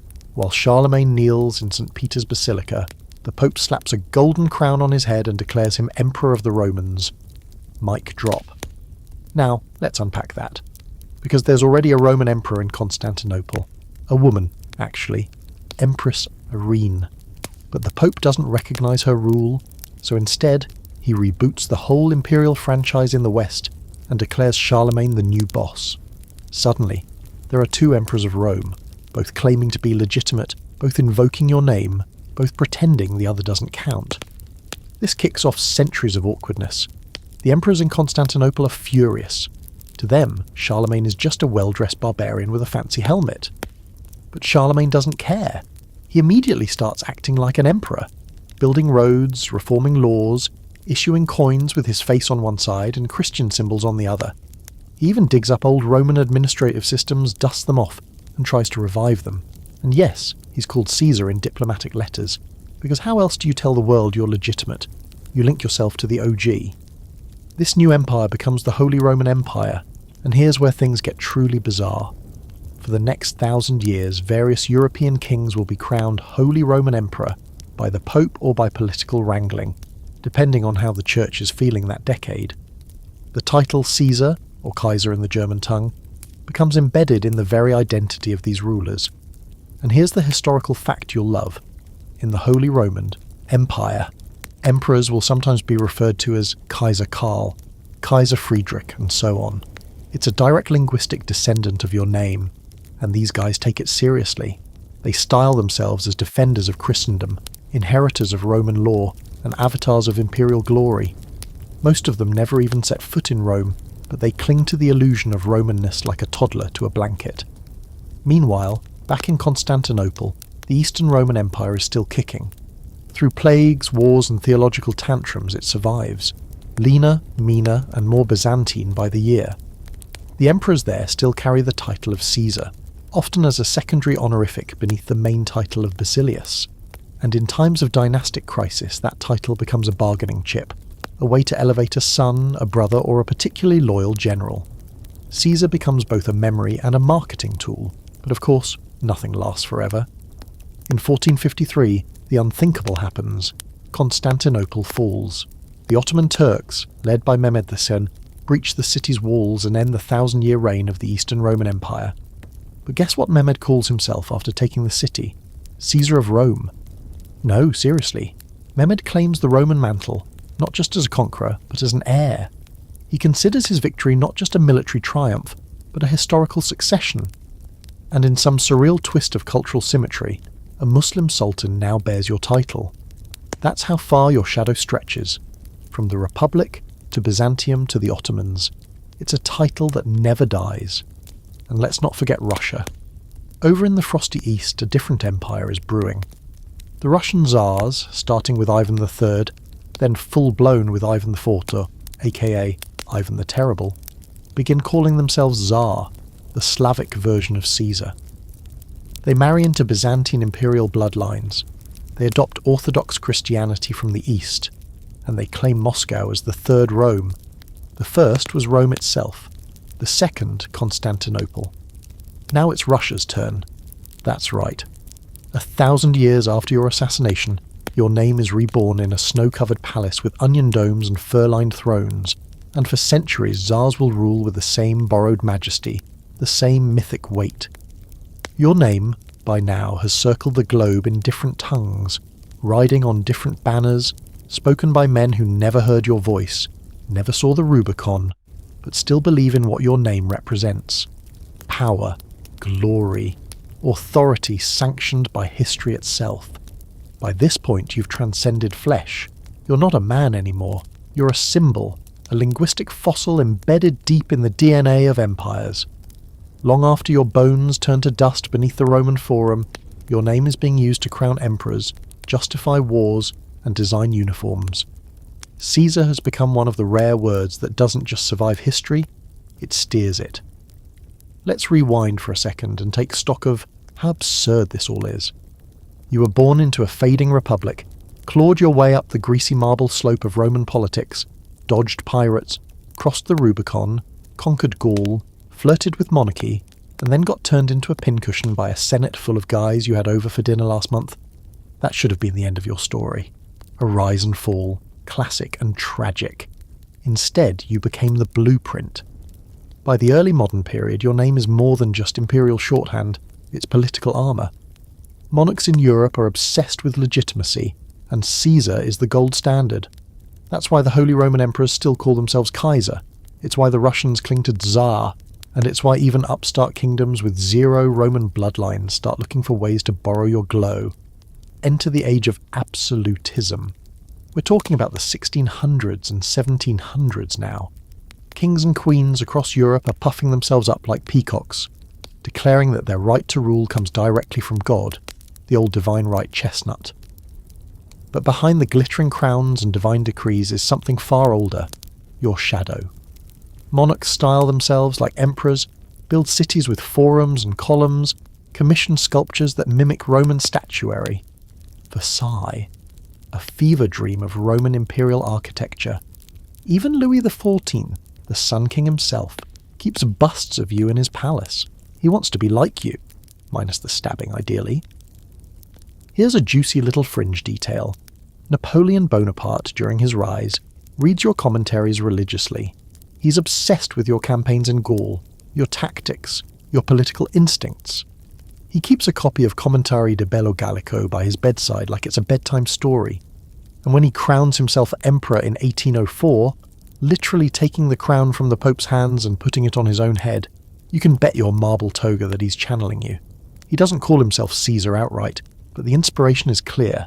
He reorganises France into departments like provinces, builds a centralised bureaucracy, and leads a cult of personality that might make even you raise an eyebrow. He's not just ruling, he's myth-making. And after his empire collapses, the world doesn't forget him, just like it never forgot you. Meanwhile, your name is still echoing in quieter places. In Germany, the Kaiser is back in fashion.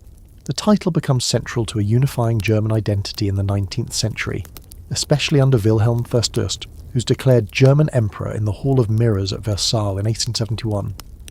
The symbolism is thick, Roman echoes bouncing off French chandeliers. The Germans aren't just making a new empire, they're reaching back through history to grab your authority. And in Russia, the Tsars are still at it. Nicholas III, Alexander II, Nicholas II, each Tsar rules with the same weighty conviction that their power is eternal, rooted in divine will and historic inevitability.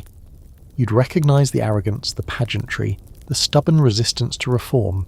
You might also recognise the fear, the feeling that the entire empire is built on a cracked foundation, and any day the people might grab pitchforks and rewrite history, and then they do. In 1917, the Russian Revolution explodes. Tsar Nicholas II is forced to abdicate, and not long after, he and his entire family are executed in a dingy basement. It's brutal, cold, and symbolic.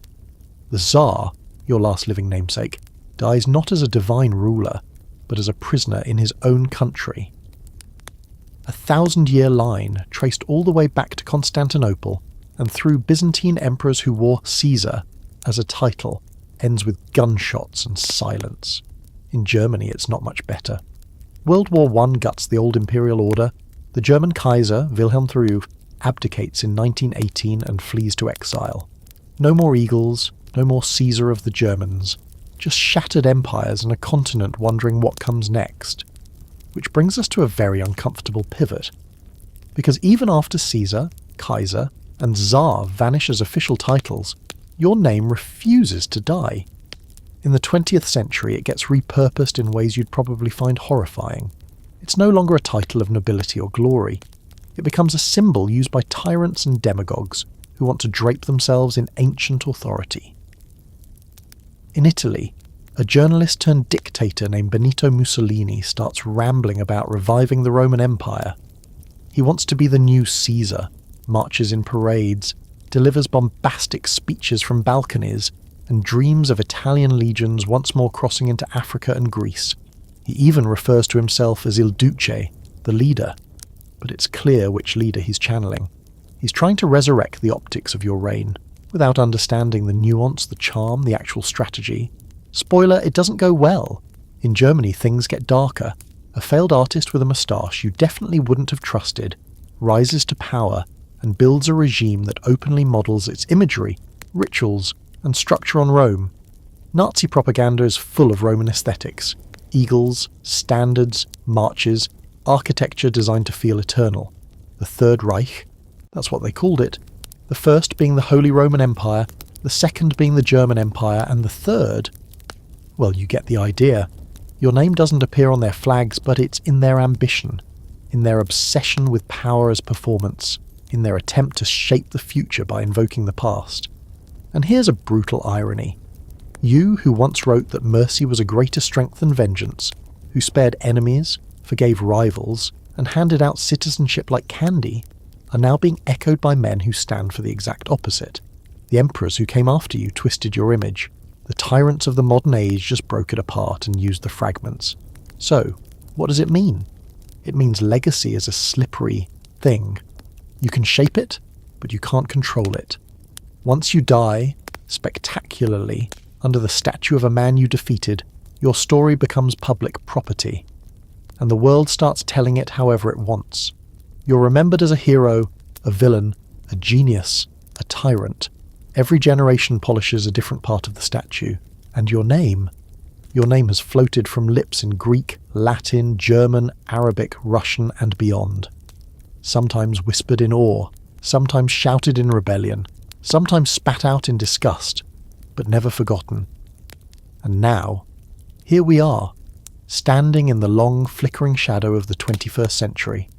The marble has crumbled, the eagles have fallen, the bronze busts have either oxidized into museum pieces or been melted down in revolutions. But somehow, impossibly, you're still here. Not physically, of course. No one's found your actual remains. Your ashes likely scattered or lost during Rome's long decline. But your presence? That's everywhere. Look around. Your name still shows up in textbooks, video games, pop culture, internet memes, and late-night political rants. You've been a Shakespearean tragedy, a Netflix documentary, a Halloween costume, and a Twitter joke about salad. You're the most famous assassination in history, the blueprint for political ambition, and the ultimate warning sign for what happens when power gets too personal. But let's peel that back. Underneath the jokes and statues, what actually made you so enduring? Maybe it's that you were a contradiction in motion. You were ruthless but forgiving, arrogant but incredibly smart, violent but visionary. You built alliances while planning betrayals. You could rouse a crowd with a few choice words and then turn around and spend hours refining a legal reform no one else even understood. You were Rome, in all its messy, brutal, brilliant glory, reaching forward into empire while still pretending to be a republic. That contradiction made you fascinating, and fascination is the fuel of legacy. People study you not because you were perfect, but because you were complicated. And complications stick. Here's a modern historical fact that proves your reach. Your name, Julius Caesar, is one of the most recognized in human history. Poll after poll shows that even people who flunked history classes still know who you were. They may not remember the details, Gallic campaigns, political reforms, marriage alliances, but they remember the vibe. The laurel crown, the dagger, the betrayal, the drama. And that's the key. Your story was good. Really good. It had all the beats. A scrappy underdog with noble lineage and no money, a meteoric rise through clever alliances and military brilliance, a shocking romance with a foreign queen, a charismatic domination of a failing system, a flashy theatrical fall, a betrayal so iconic it became a proverb, and then, in the ultimate plot twist, you win anyway, because the world keeps using your name for kings. But let's not forget the deeper layers. There are classrooms today, right now, where your writings are still assigned. Your commentaries on the Gallic War are studied not just as history, but as literature. You weren't just a general. You were a narrator of conquest, spinning your brutal campaigns into a smooth, detached narrative. The Belgi are the bravest, you wrote, sounding like a science teacher while describing the slow annihilation of a people. That voice, chilly, methodical, assured, still echoes in lecture halls.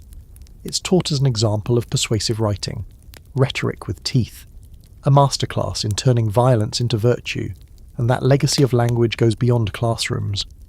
Political theorists still wrestle with your reforms. You centralised the grain supply, expanded the Senate, cracked down on corruption with mixed results, and gave land to veterans. You tried to standardise the calendar, and guess what? It worked. The Julian calendar, with a few later tweaks, is still the skeleton of time for most of the modern world. Your idea of a 365-day year, with a leap day every 4 years, has lasted longer than most religions. Think about that. You're not just in the history books, you're in time itself. And then there's the calendar's infamous date. March 15th, the Ides of March. It was just a day once. Now it's a warning, a punchline, a meme. Beware the Ides of March, they say, whenever politics gets spicy or a celebrity steps on the wrong landmine of public opinion. It's become cultural shorthand for watch your back, all because of you. Here's a fringe fact that leans toward the surreal. In the US state of Texas, there's a local chapter of a community theatre troupe that performs the assassination of Caesar every March 15th in a public park. Complete with togas, fake daggers, and dramatic yells of "Et tu, brute!" People bring picnic blankets, kids get popcorn, a political murder turned into live entertainment. Somehow you've become seasonal programming, and yet, while some remember you as the tragic victim of betrayal, others still see you as the betrayer, not of friends, but of democracy. There's always a camp that sees your rise not as a triumph of reform, but the death knell of freedom. You're the man who choked the voice of the people, who turned Rome's complex and messy machinery into a one-man show. You're the cautionary tale behind every dictator who promises order and delivers silence. This debate has kept scholars up at night for generations. Was the Republic already doomed before you ever picked up a sword? Were you just the sharpest man in a broken room, doing what had to be done?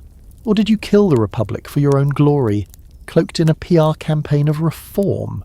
And now, the modern world faces similar questions. Democracies wobble, populist leaders rise, systems strain under the weight of speed, misinformation, economic anxiety and factionalism. And guess who? People start bringing up when things get tense? You. News anchors use you as shorthand for political overreach. Historians warn that another Caesar might be around the corner. Political cartoons still draw you, bleeding on the Senate floor, or sitting smugly on a throne while the world burns around you. You've become the go-to reference for every time someone asks, can one person save a broken system, or will they just break it further? You don't get a say in how you're used anymore. You're a tool, a cautionary tale, a hero, a villain, a meme with a marble jawline. Your face has been painted, printed, digitalized, and turned into a talking bobblehead.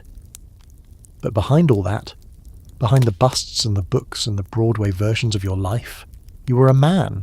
A clever, flawed, brilliant man who dared to grab too much and still, somehow, made history fall in love with you for it.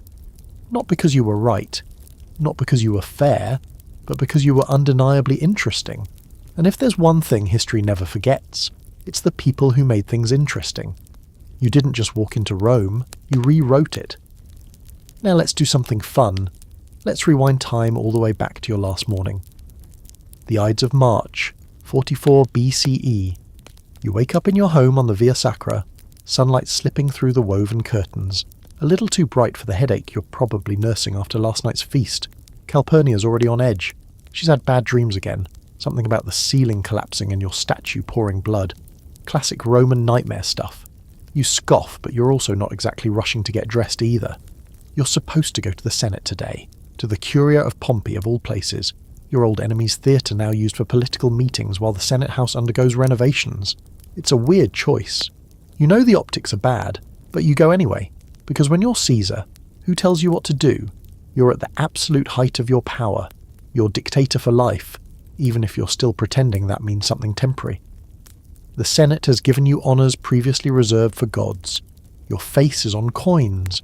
Statues of you are being set up beside ancient kings. There's even talk, whispers, but loud ones, that someone might offer you the crown again, this time for real. You've rejected it before, theatrically in front of the crowd, but you've also made sure they knew it was offered. There's a fine line between humility and performance, and let's be honest, you perform everything. The city around you is buzzing. Some support you wholeheartedly. The poor adore you, after all you gave them land, food, spectacle. The soldiers, they'd still die for you. But others, the Senate's old guard, the optimates, the self-righteous defenders of a republic that hasn't worked in generations, they're simmering, boiling really, and they've had enough. Now here's the scholarly debate. Did you know the plot was coming? Some say yes, that you had warnings, omens, dreams, even anonymous notes handed to you as you walk through the forum. One man, Artemidorus, reportedly tried to give you a scroll with the entire list of conspirators' names, but you never read it. Or maybe you did. Maybe you just thought you were untouchable. You've escaped death so many times. Sulla, pirates, civil wars. You probably felt immortal by now. Or maybe, deep down, you knew you were walking into a trap and just didn't care. You leave your house late, already shrugging off Calpurnia's pleas to stay home. On your way, you pass a soothsayer. He catches your eye, the same man who warned you to beware the ides of March. You smirk and say, the ides have come, like you've just beaten fate in a game of dice. He replies softly, aye, Caesar, but not gone. And you keep walking.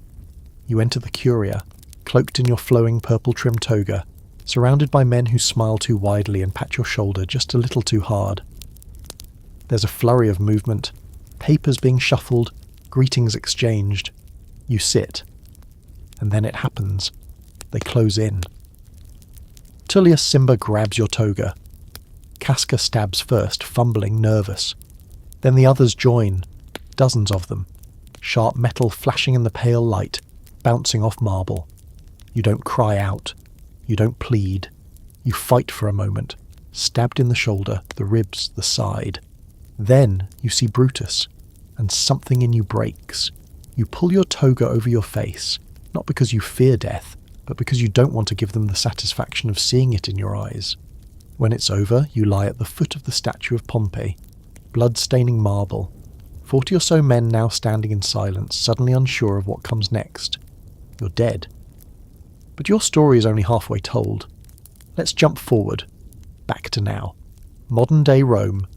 Tourists walk through the ruins of the Forum every day, clutching water bottles, wearing sun hats and sneakers. They take photos of the Temple of Caesar, a modest ruin with a little stone altar where flowers are still placed. Yes, even now, fresh ones. People still leave tributes on the anniversary of your death. Roses, notes, coins. Someone once left a tiny plastic figurine of you holding a coffee cup. History apparently has a sense of humour, and here's a delightful fringe detail. At Lago di Torre Argentina, where the Curia of Pompey once stood, there's now a cat sanctuary. The ruins are fenced off, filled with sleepy stray cats sunbathing where senators once plotted murder. The exact spot of your assassination is open to the sky, and felines now stretch lazily across the same stones that once soaked up your blood. The contrast is beautiful. Violent past, soft present. You, the symbol of ambition and betrayal, now memorialised in a quiet courtyard full of purring animals. Elsewhere in the world, your name is everywhere. On restaurants, high schools, pizza chains, action figures. There's a Julius Caesar shampoo, a Caesar's Palace casino, and of course, the Caesar salad, which, ironically, has absolutely nothing to do with you. It was invented in Mexico by an Italian-American restaurateur in the 1920s, but still, your name got glued to it, and now people think you invented anchovy dressing. Even in space, your legacy hangs in the void. There's a crater on the moon named after you, a permanent scar on the surface of a dead world, named for the man who thought he could defy death. But of all the legacies, all the adaptations and reinventions, none sticks quite like your role in language. To cross the Rubicon means making a bold, irreversible decision. Beware the ides of March means watch your back. Et tu, Brute means betrayal of the worst kind. You've become metaphors. You didn't just influence law, politics, military strategy, or calendars. You infected culture. Every few years, some politician somewhere is compared to you. Not because they're conquering Gaul, but because they've accumulated power just a little too comfortably. Your name is an alarm bell, a case study, a rallying cry, a warning. And the scholars? They're still fighting over you. Some love you, some loathe you. Some try to measure your achievements in stats. Battles won, laws passed. Others argue over ethics, over what could have been. Were you the saviour of Rome or its executioner?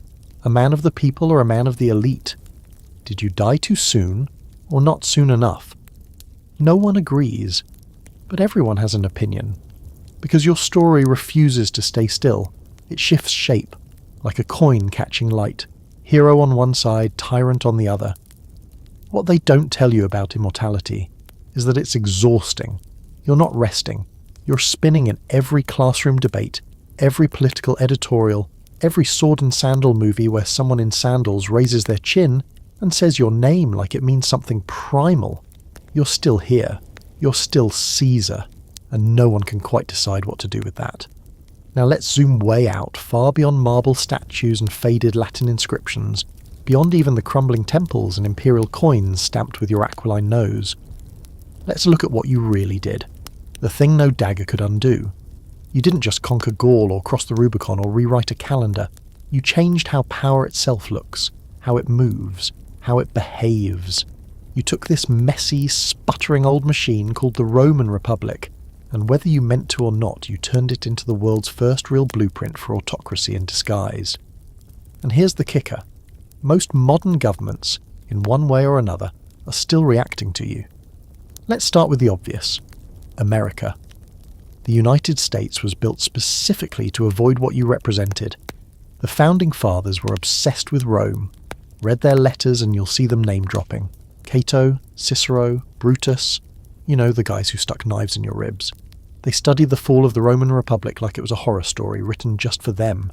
George Washington was practically begged to be a king. He refused. Twice. Why? Because they were terrified of another Caesar. You were the ghost in the room while the Constitution was being written. But even while they feared your memory, they borrowed your ideas. The Senate? Straight out of Rome. The idea of a republic. Roman. The eagle as a symbol of strength. Roman again. Heck, even their buildings look like yours. Columns, domes, marble facades, all designed to whisper power, the same way Rome did. They hated tyranny, but they still wanted grandeur, and no one did grandeur quite like you. Here's a historical fact that makes this even better. One of the earliest American plays ever performed was Brutus, or The Fall of Tarquin, a tragedy about the founding of the Roman Republic. It premiered in Philadelphia in 1790, less than 2 years after the US Constitution was ratified. The audience? Senators, diplomats, judges. All watching actors reenact a story about murdering a king to save the Republic. Subtle, right? But even outside the US, your political ghost roams freely. Think about how many leaders over the centuries have started out as men of the people, only to gradually become the sole voice in the room. It's not always a coup. Sometimes it's just the slow accumulation of executive power, padded with popularity and wrapped in the rhetoric of necessity. I didn't want this power, they say, but the people demanded it. Sound familiar? And when they cross their own version of the Rubicon, whether metaphorically or literally, they always find a way to justify it. For stability. For the nation. Because the system was broken. You could stitch together a global anthology of Caesar moments. Some wear military uniforms, some wear suits. But the story is always the same. One man standing above the wreckage of a dysfunctional government, offering order in exchange for obedience. And then there's the cultural Caesar, the media icon you've become. You've been played on screen by everyone from Rex Harrison to Kieran Hines to John Gavin. You've shown up in Shakespearean tragedies, animated series, political satires, and at least 2 video games where the plot is just conquer stuff until you run out of map. You're a boss fight, a collectible card, a TikTok audio, and yes, even now, in the algorithm-choked trenches of the internet, you occasionally go viral. Here's a fringe detail for the digital age. On Reddit, there's an entire thread dedicated to discussing whether you would have made a good CEO of a tech startup. Spoiler, the answers range from yes, he'd disrupt everything, to absolutely not, he'd yell at investors and get stabbed during a board meeting. But the fact that this conversation even exists, that says everything. You're not a relic, you're a template. People can't stop comparing their current world to the one you helped reshape, and the debate never ends. For every academic defending your political reforms, redistribution of land, debt forgiveness, expansion of citizenship, there's another warning about the danger of personal rule. For every textbook praising your military genius, there's a voice asking, but at what cost? The conquest of Gaul, for example, it wasn't just brilliant strategy, it was also a catastrophic bloodbath. Hundreds of thousands killed or enslaved. And why? For Rome? Or for your own glory? That's the moral wrinkle that refuses to smooth out. You weren't a villain, but you weren't a saint either. You were something harder to define, necessary and dangerous. You gave Rome what it needed, but not what it wanted. You were too ambitious, too bold, too efficient for a system built on delays and deadlock. You didn't break the Republic. You just moved faster than it could handle, and when the system couldn't keep up, it did what systems always do. It lashed out. But it was already too late. Because here's the real twist. The thing no one in that Senate chamber realized until your blood hit the floor. You won. You died. Yes. But everything you set in motion, the consolidation of power, the shift from republic to empire, the elevation of personal leadership over collective chaos, it all became Rome's new normal, and from there, the world's. The very people who stabbed you hoping to save the Republic ended up ushering in something even more absolute. Augustus didn't just continue your work, he perfected it. He cleaned up your rough edges, played humble, and turned imperial rule into an art form. You cracked the mold. He refined it. But without your explosion, there would have been nothing to shape. Here's another historical detail that sticks. After your death, statues of you were destroyed by the conspirators, but soon after, they were rebuilt, bigger, shinier, more dramatic. They tried to erase you, and the people just made you larger. And still, we can't let you go. We name things after you, debate you, put you in classrooms and sitcoms. We admire you, fear you, warn each other about becoming you. There's something poetic in that. How your legacy is now a moral mirror, a kind of test we hold up to ourselves. Would we follow a man like Caesar? Would we oppose him? Would we become him? And if we did, would we even realize it? Let's take one more slow step back, not just from history, but from the entire concept of power, and look at what you left behind in the most human way possible.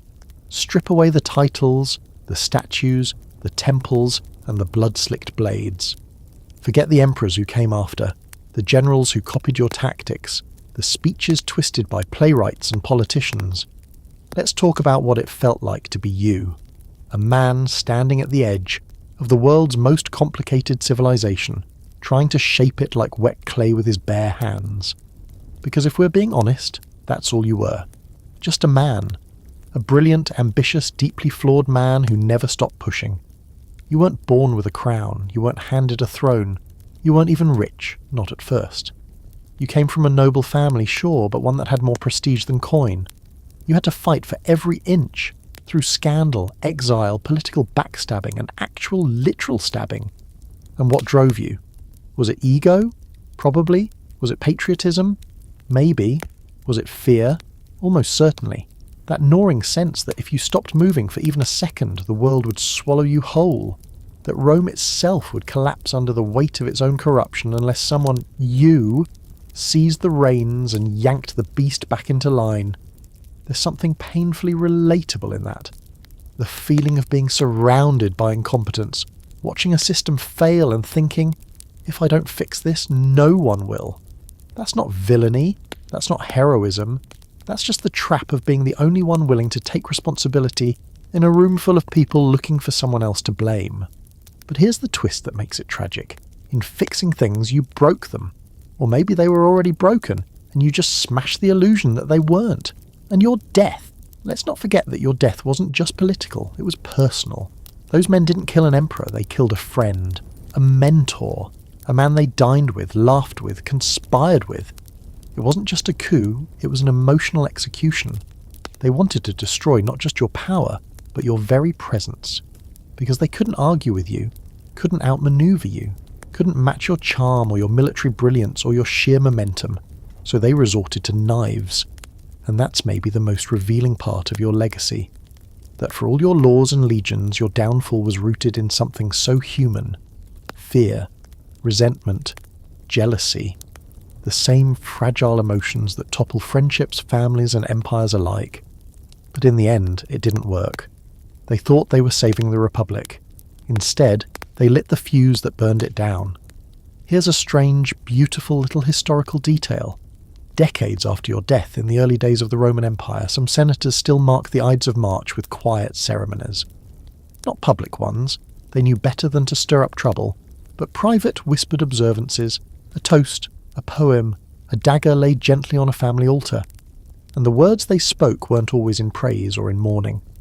Sometimes they were just questions. Was it worth it? No one had a clear answer. Because your legacy sits exactly on that razor's edge.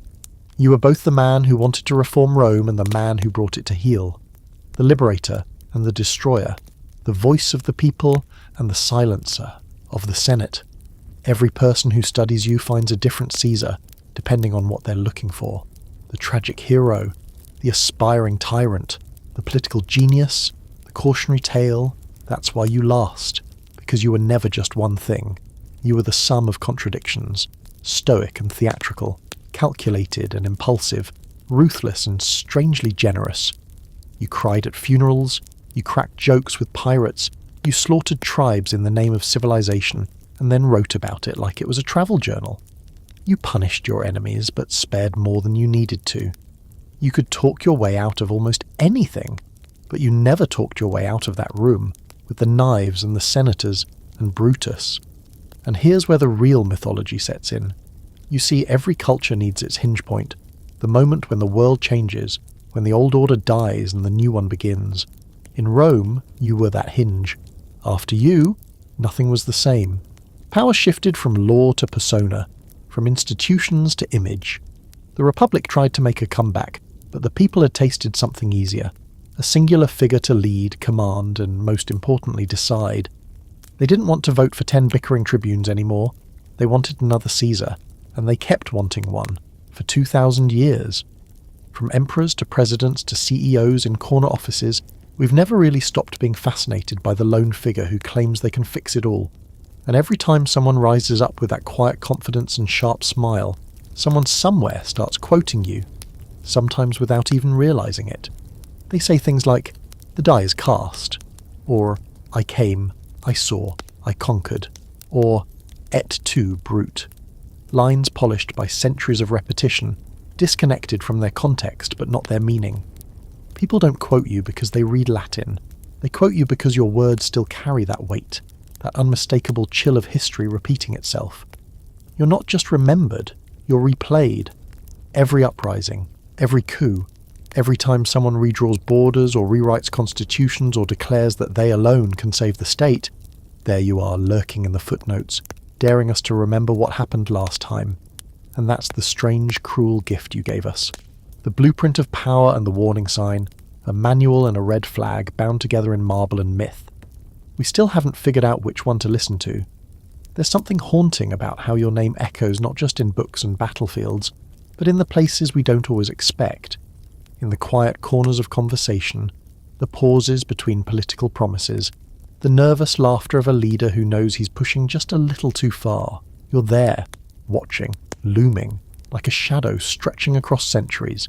And not because people remember every campaign or every reform, or the specific number of times you were declared consul. No. What? Sticks is the feeling, the idea, that when the system breaks down, someone like you always steps up and says, "I'll take it from here." Even now, in boardrooms and parliaments and palaces, people who couldn't tell you the difference between the Rubicon and the Tiber still invoke your story, knowingly or not. The leader who rises too fast, the trusted friend who becomes a threat, the moment when a republic becomes something else. It's not even about Rome anymore. It's about the pattern, and you're the archetype. Let's pause on that word, archetype, because that's where your legacy really lives now. You're not a man anymore. You're a shape, a symbol, a role that keeps getting recast with different actors, new costumes, new stakes. There's always a Caesar in the wings waiting, someone who talks softly, moves confidently, smiles with their mouth but not their eyes. Someone who understands that power isn't something you seize once. It's something you maintain by convincing everyone else that it's normal for you to have it. Here's a fringe fact to chew on while you brush the dust off your laurel wreath. In some psychological circles, they've actually started using the phrase Caesar complex to describe people, often leaders, who believe they're the only one capable of saving a broken institution. It's not an official diagnosis, but it's used seriously. It captures that cocktail of brilliance and arrogance, that obsessive need to fix the machine by taking control of it entirely. Sound familiar? You're basically a personality type now. And it's not always a compliment. But the strange part is how drawn we are to it. There's a deep human craving for order, especially in chaos. And when that chaos drags on too long, when laws start to feel useless and debates endless and the future blurry, we look for someone who promises certainty, not kindness, not wisdom, just clarity. And you, Caesar, offered clarity in an age of confusion. That's the most seductive kind of power, not just strength, but direction. That's why you still show up in literature, in philosophy, and political science lectures and angry dinner table rants. It's why leaders still study you, not always openly, but carefully. Because your life is a manual for how to hold power, and your death is a parable about what happens when you hold it too tightly. But the world has changed since you last walked the cobblestones of the Forum. We've built democracies, torn down monarchies, fought world wars, launched satellites. We've digitized economies, redefined borders, dismantled empires that once made yours look small. And yet, for all our modernity, we still grapple with the same question. What do we do when the system fails? Do we patch it up? Or do we find another Caesar? And when that Caesar appears, inevitably, unavoidably, do we cheer? Or do we sharpen our knives? That's the dilemma that hangs over every generation. Because once you've lived through Caesar, once you've seen how seductive that kind of authority can be, you never forget. Your story becomes a cultural reflex, a warning baked into the architecture of every major political system since. Even the term Caesarean section, yes, the medical procedure, is thought by many to have originated with you. The truth is messier. You were likely born the normal way, despite the legends. But still, the word Caesarean lingers, attached to something brutal and life-altering, as if even birth itself can't escape your gravity. Your name is part of the scaffolding now, and maybe it always will be. Because here's the thing, you didn't just influence history, you injected yourself into its bloodstream. There's a reason no one ever says, be careful or you'll become a Marius, or watch out, that guy's turning into a Sulla. No offence to them, but you're the one who stuck. You're the one we remember, not just for what you did, but for how you made it look. With drama, with style, with tragedy. People love a good fool, especially when the fool feels like destiny. Let's talk about Shakespeare for a moment, because his Julius Caesar, first staged in 1599, isn't really about you at all. Not entirely. It's about Brutus, about fear, loyalty, friendship, betrayal. About killing one man to save an idea, and then watching that idea collapse anyway. It's poetic that in the most famous telling of your death you don't even make it to the halfway point. You exit in Act 3, bleeding and betrayed. The rest of the play is about the aftershock, because that's what you became, an aftershock that never quite stopped rumbling. In classrooms across the world, students still read that scene, the moment where the knives come out, the line that always lands like a dagger to the spine. Et tu, brute, and the class goes quiet. Even if they don't know Latin, even if they've never opened a history book, they understand that moment. The betrayal that isn't just political, it's personal. That's what makes it eternal. Your death resonates not because it was a power shift, but because it was a human moment, filled with pain, confusion, and heartbreak. That's the part people feel in their gut. That's why you endure. You weren't just an emperor, you were a friend, a rival, a mentor, a mistake. And that's why we can't let you go. So where does that leave us? Living in a world built partly in your image, still fascinated by the man who changed everything and paid the price for it. Still learning your story, rewriting it, quoting it, performing it, arguing over it. Still watching history try and fail to outrun the shape you left behind. You were supposed to die that day, and yet, somehow, you didn't. So let's take a breath and let the weight of it settle. The fact that despite all the centuries, all the empires, all the shifts in power and language and geography, you've become less of a man and more of a recurring question. Not who was Caesar, but what is Caesar? And even more dangerously, do we still need one? The world has gotten louder since your time. Bigger, faster, messier in some ways. We have satellites now, Caesar. Metal gods orbiting our planet, watching every move. Nations span continents. Democracies span billions of people. Governments are more complex than anything you ever could have imagined, and yet somehow, they still break in the same ways. Corruption, greed, gridlock, fear. And every time the gears start to jam, that same old whisper returns. Maybe one person could fix it. We've dressed it up in new language, of course. We say strong leader. We say decisive voice. We say anti-establishment. But it's all the same gravitational pull. A society spirals, people panic, and someone stands up and says what you once said. Let me show you how it's done. And just like that, we're back on the Ides of March. It doesn't always end with daggers anymore. Sometimes it ends in elections, sometimes in applause, sometimes in quiet, gradual shifts that feel like nothing, until suddenly everything is different and no one remembers when it changed. That's the thing about Caesarism. It's not always a coup. It can be a shrug, a sigh, a tired acceptance. It sneaks in, and people welcome it. Because what you offered wasn't just power, it was relief. Relief from the mess. From the chaos of the Senate, from the bickering of factions, from the slog of compromise. You cut through it all, like a sword. Clean, sharp, final. But that finality comes at a cost, doesn't it? And yet we keep flirting with it. Still, today's leaders, the ones who really understand the game, study you even if they don't say it out loud. They mimic your tone, your posture, your strategic patience. Some of them even quote you, tucked slyly into speeches for those who know what to listen for. They know that part of your genius wasn't just what you did, it was how you framed it. You didn't just rule, you narrated. You told your own story before anyone else could, and that made you not just a general or a politician, but a character. And characters, they live forever. Here's a little-known fringe detail that illustrates this perfectly. In the early 20th century in Mussolini's Italy, children were taught Latin not as a classical language, but as the language of power. And whose Latin? Yours. They read your campaigns, your declarations, your victories. Mussolini wanted them to speak like Caesar, think like Caesar, march like Caesar. He called it heritage. But what he really meant was branding. That's what you've become, the ultimate brand. No one markets ambition like you. Even your failure was triumphant. You died in the middle of your arc, still rising, still reshaping the world. You didn't fade, you exploded, and every ambitious soul since has tried to recreate that impact.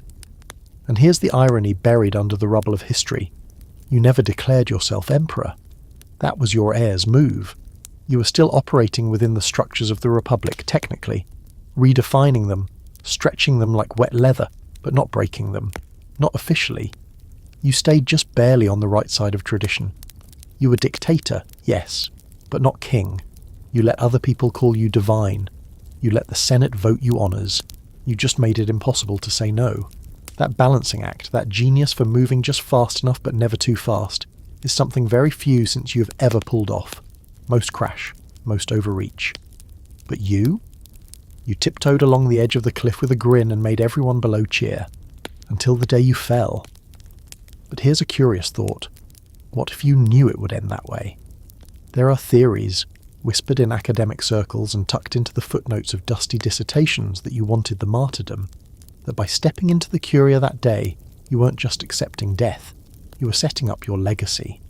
Because if you died then, in that room, at the hands of the old elite, you'd become untouchable. You'd never have to become the tyrant they feared. You'd never grow old, never face revolt, never be forced to make the compromises that muddy every ruler. You'd freeze forever at your peak. And isn't that what happened? You didn't die as a villain. You died as a question mark, as potential interrupted, as the man who could have been anything if they'd just let you. But the danger in that narrative is obvious, because it's addictive. For centuries, leaders have looked at your arc and thought, I'll do it better. They imagine themselves as Caesar, bold, brilliant, justified, but never imagine themselves bleeding on the Senate floor. That part gets conveniently edited out. That's the problem with legends.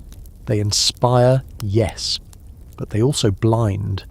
And so we find ourselves in a world where Caesar still walks among us, not in flesh, but in form, in the way power is centralized, in the way populism flirts with personal rule, in the way nations rally behind a single name, a single voice, a single promise that things will be simple again if we just follow. And we keep asking, is that bad? Maybe, maybe not. Because while your story is a warning, it's also an acknowledgement of something raw and true. Humans want leadership. We crave certainty.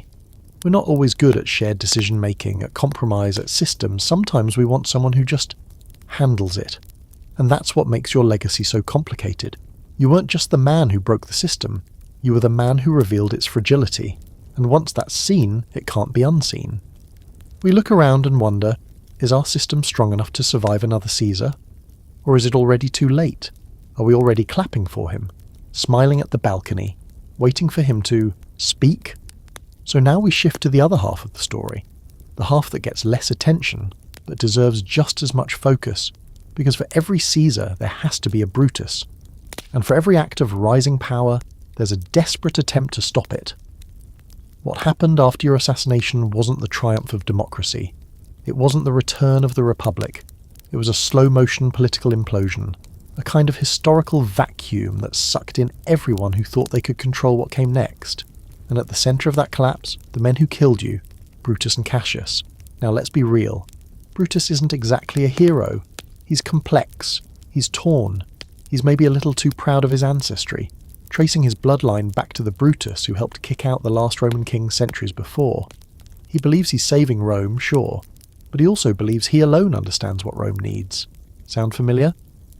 Cassius, on the other hand, is all sharp edges, less idealism, more calculation. He's the one who gets people moving, who plans the logistics, who rounds up the co-conspirators and whispers at the dinner parties. If Brutus is the moral face of the plot, Cassius is the engine. But both men share one fatal flaw. They assume that killing you would fix everything. Spoiler alert, it doesn't. Within hours of your death, the so-called liberators realize they've made a terrible miscalculation. The Roman people don't rise up and cheer. There's no chorus of voices thanking them for saving the Republic.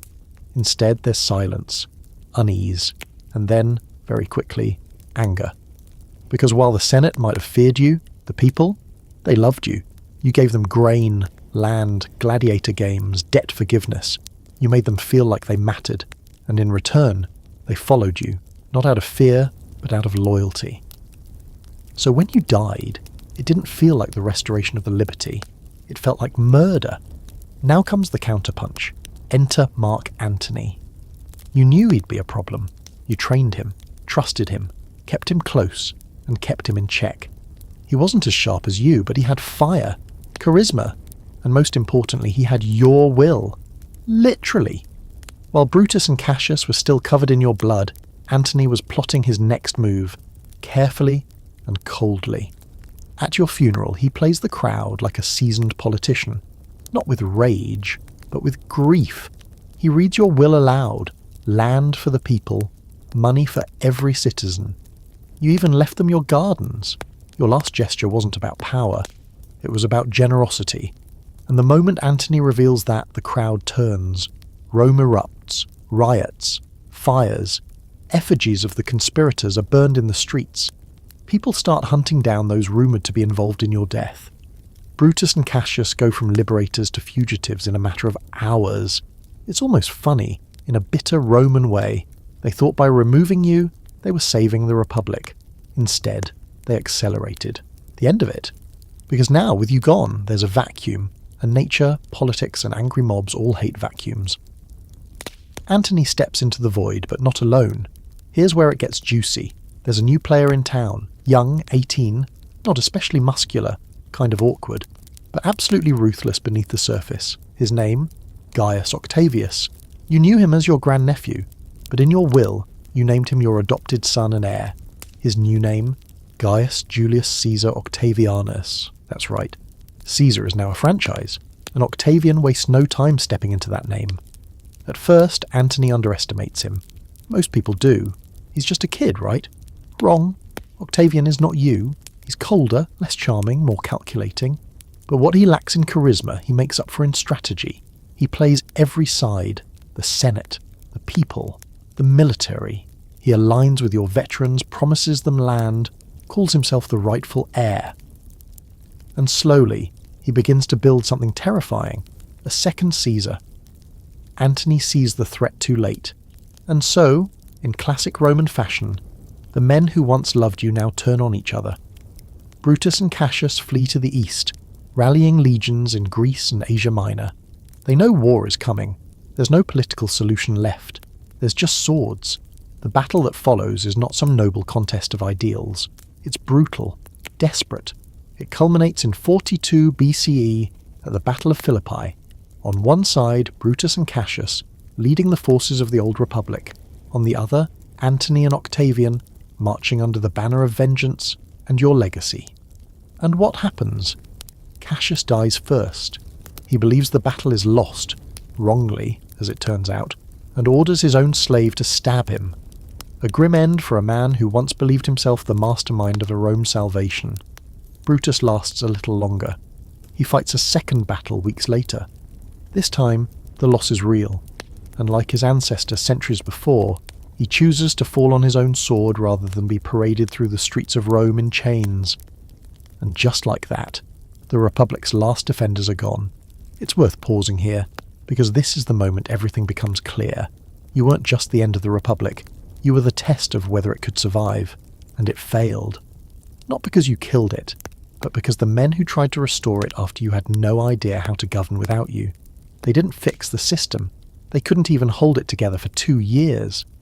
It's also worth mentioning that, in their final moments, neither Brutus nor Cassius seemed especially triumphant. Their suicides weren't symbolic victories, they were acts of defeat, acts of recognition. The world they thought they were saving was already gone. Here's a strange historical footnote. After the battle, Antony finds Brutus's body, and rather than desecrate it, he orders a proper burial. Maybe it's respect, maybe it's politics, maybe it's guilt, or maybe it's just Roman theatre. In Rome, everything is performance, even grief. But none of that matters anymore, because the Republic is now a word, not a reality. The Senate still exists, technically. Laws are still passed, speech is still given, but everyone knows where the power is drifting, toward Octavian, toward the name he now carries, toward a future that looks a lot like empire. And all it took was one man's death. Yours. Now the air starts to thicken. You're gone. Brutus is gone. Cassius is gone. And all that's left is a smouldering Rome and 2 very ambitious men circling each other like wolves, Mark Antony and Octavian.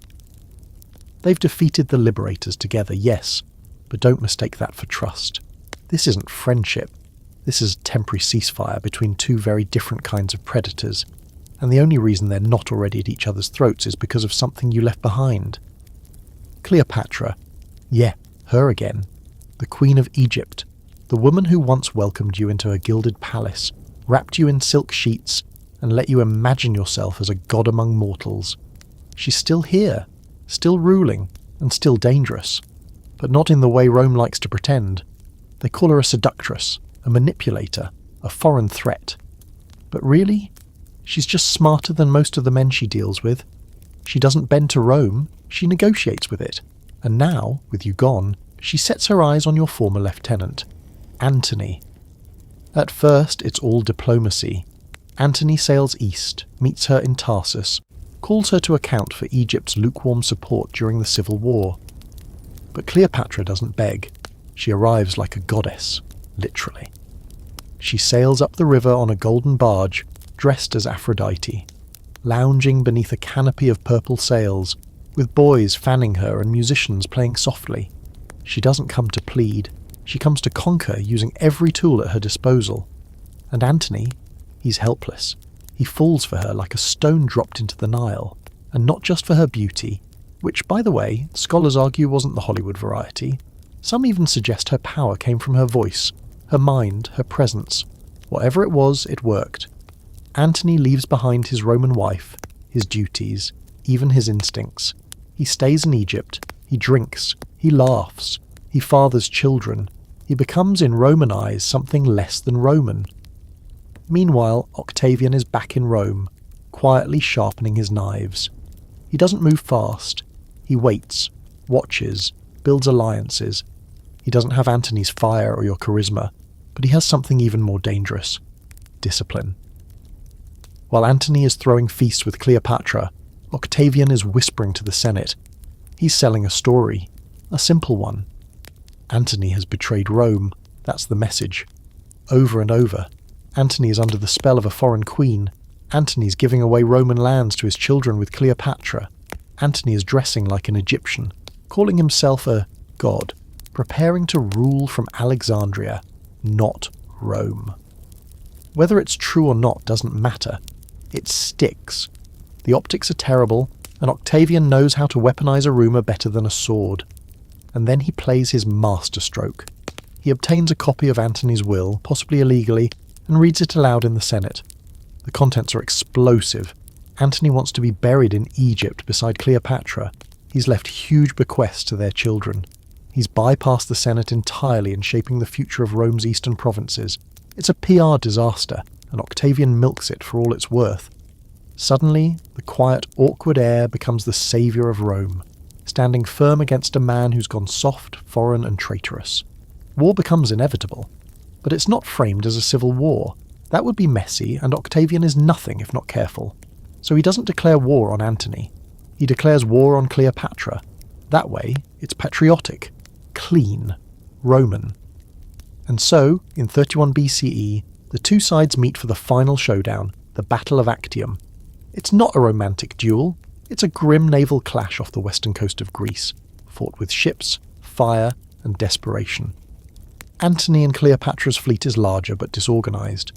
Octavian's is tight, disciplined, led by the brilliant General Agrippa. The winds shift. Cleopatra panics, or maybe she sees the writing on the wall and sails away mid-battle. Antony follows, and just like that, the battle is over. Octavian wins. It's not just a military victory, it's a world-altering moment. Cleopatra and Antony retreat to Alexandria, where they hold out for a while, but it's clear the story is ending. Octavian marches in. They throw lavish parties as if to pretend the walls aren't closing in, but they know, and eventually they make their choices. Antony, hearing, falsely, that Cleopatra has killed herself, falls on his sword. It doesn't work right away. He bleeds out slowly, painfully, and is carried to her, dying in her arms. A final, brutal romance. Cleopatra, when she sees that her defeat is complete, follows. She chooses her own death. The method? Unclear. The legend says an asp, a venomous snake, hidden in a basket of figs. Scholars debate it. Poison? A blade? We'll never know. What we do know is this. With her death, Egypt becomes Roman. The last independent kingdom in the Mediterranean falls, and Octavian becomes the uncontested ruler of the Roman world. No more rivals, no more co-consuls, no more drama. Well, okay, less drama. But here's the eerie part. This isn't just the end of Antony and Cleopatra. This is the final nail in the coffin of the Republic. There's no going back now. The Senate is still technically there, but it's ceremonial. Octavian doesn't call himself king. He's smarter than that. He takes the title princeps, first citizen. He's offered total power, and he humbly accepts, a dictator in everything but name. And here's the cherry on top. In 27 BCE, the Senate gives him a new title, Augustus. He becomes the first emperor of Rome, Not you. Him. You paved the road. He walked it. And the people love him. Because he brings peace. He ends the chaos, the civil wars, the famine, the uncertainty. For the first time in a generation, Rome can breathe. Temples are rebuilt. Trade returns. Roads stretch like arteries across the continent. And in the centre of it all is a man wearing your name. So let's recap the cosmic joke. They killed you to save the Republic. But in doing so, they guaranteed it would never return. Because no one could fill your place without becoming something entirely new. Something bigger. Something called Emperor. And now, even Cleopatra, your brilliant tragic counterpart, is gone. She tried to stand outside of Rome, tried to beat it at its own game, and in the end she too became a story. One sewn into your legacy, whether you wanted her there or not. You changed the world. But it turns out the world had more changing to do, and now the Empire breathes. It's strange, isn't it? All that blood, all that shouting, all those bodies, yours, Brutus's, Cassius's, Antony's, Cleopatra's, just to end up with one man sitting at the top of the Roman world, quietly reorganising it to look more permanent. Octavian, now Augustus, doesn't march around calling himself a king. He lets others do the flattering. He keeps the Senate intact, keeps the temples standing, keeps the vocabulary familiar, but underneath it all, everything's changed. The Republic is still a name, but now it's just that, a name. A decorative shield covering the machinery of absolute power. He doesn't wear a crown. He wears patience. That's the real legacy you left behind. Not just the dictatorship, not just the bold moves and bloody endings, but the idea that power, when it's wrapped in tradition and ceremony, becomes harder to spot. You were the fire that scorched the old world. Augustus is the architect who builds over the ashes, and build he does. He calls it the Principate, not an empire. He insists he's just the first among equals. But come on, we all know better. He controls the armies, the treasury, the provinces, the law. He chooses successors. He even redefines time. He takes a month, your month July, and names the one that follows it August after himself. Because if you get a piece of the calendar, so does he. Fringe fact. To make sure no one gets offended by his month having fewer days than yours, he adds a day to August. That's right. He steals a day from February just to match your month. Petty? Maybe. But that's empire. Power measured in the tiniest symbols. So here we are, with Augustus in charge, Rome expanding, and the new imperial system solidifying. You'd think this is where the story starts to fade. You're dead after all. Burned, buried, mourned. But no. You don't disappear. You evolve. Because Augustus doesn't just rule in your name. He deifies you. You, Julius Caesar, become a god. Not metaphorically, not in a poetic, legends never die kind of way. Officially, religiously. The Senate votes you divine honours. A temple is built in the Forum, the temple of the divine Julius, and your image is carved into altars and worn on amulets. You become Divus Julius, and priests are appointed to oversee your cult. Actual Roman priests, with robes and incense and prayers. It's a brilliant move on Augustus's part, because if you're a god, then he's the son of a god, not just your heir, but your spiritual descendant. That gives him divine legitimacy, a holy glow to go with his political genius. It's a marketing dream. Augustus becomes not just the man who saved Rome, but the one chosen by the heavens to do so. And the people eat it up, especially when the gods send a sign. Because here comes the weird part, the part that really tips your legacy into the realm of mythology. Right after your death, during games held in your honour, a comet appears in the sky over Rome. It's visible for several days, bright enough to see even in the daylight. The people look up, squint, and whisper the obvious. That's Caesar. That's his soul, ascending to the heavens. Augustus doesn't fight this interpretation. He embraces it. Hard. He even puts a star on coins to represent the divine star of Julius. And that image, the blazing comet, is plastered across the empire. Temples, mosaics, even graffiti. Your death becomes not just a turning point, but a cosmic event. Let that sink in. You didn't just change politics, you changed the sky. Now, you might think this is the peak of weirdness, but hold tight. Because the imperial cult, the system that worships dead emperors, becomes a central part of Roman life. Cities across the empire build shrines to you, priests offer sacrifices, birthdays are celebrated. You go from mortal to martyr to immortal, all in the span of a few years. And here's where the scholars argue. Was this real religious belief? Did people truly think you were divine, or was it just politics dressed in robes? Some say the people believed it deeply. Others say it was all just propaganda, top-down control with a spiritual mask. The truth, as usual, probably lies in the middle, because humans are complicated.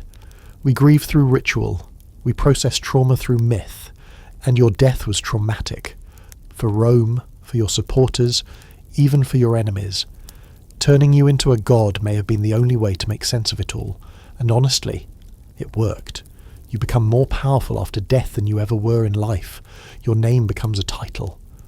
Caesar no longer means you, it means ruler. Every emperor after Augustus takes it.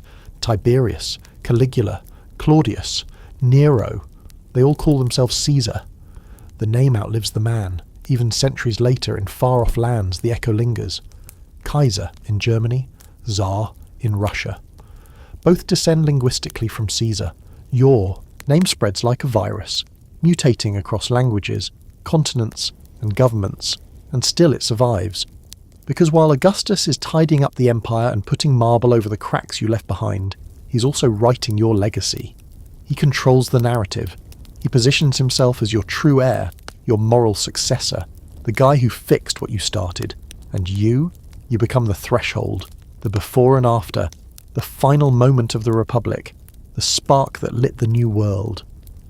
People begin to ask, what would Caesar have done? And later, what would Caesar allow?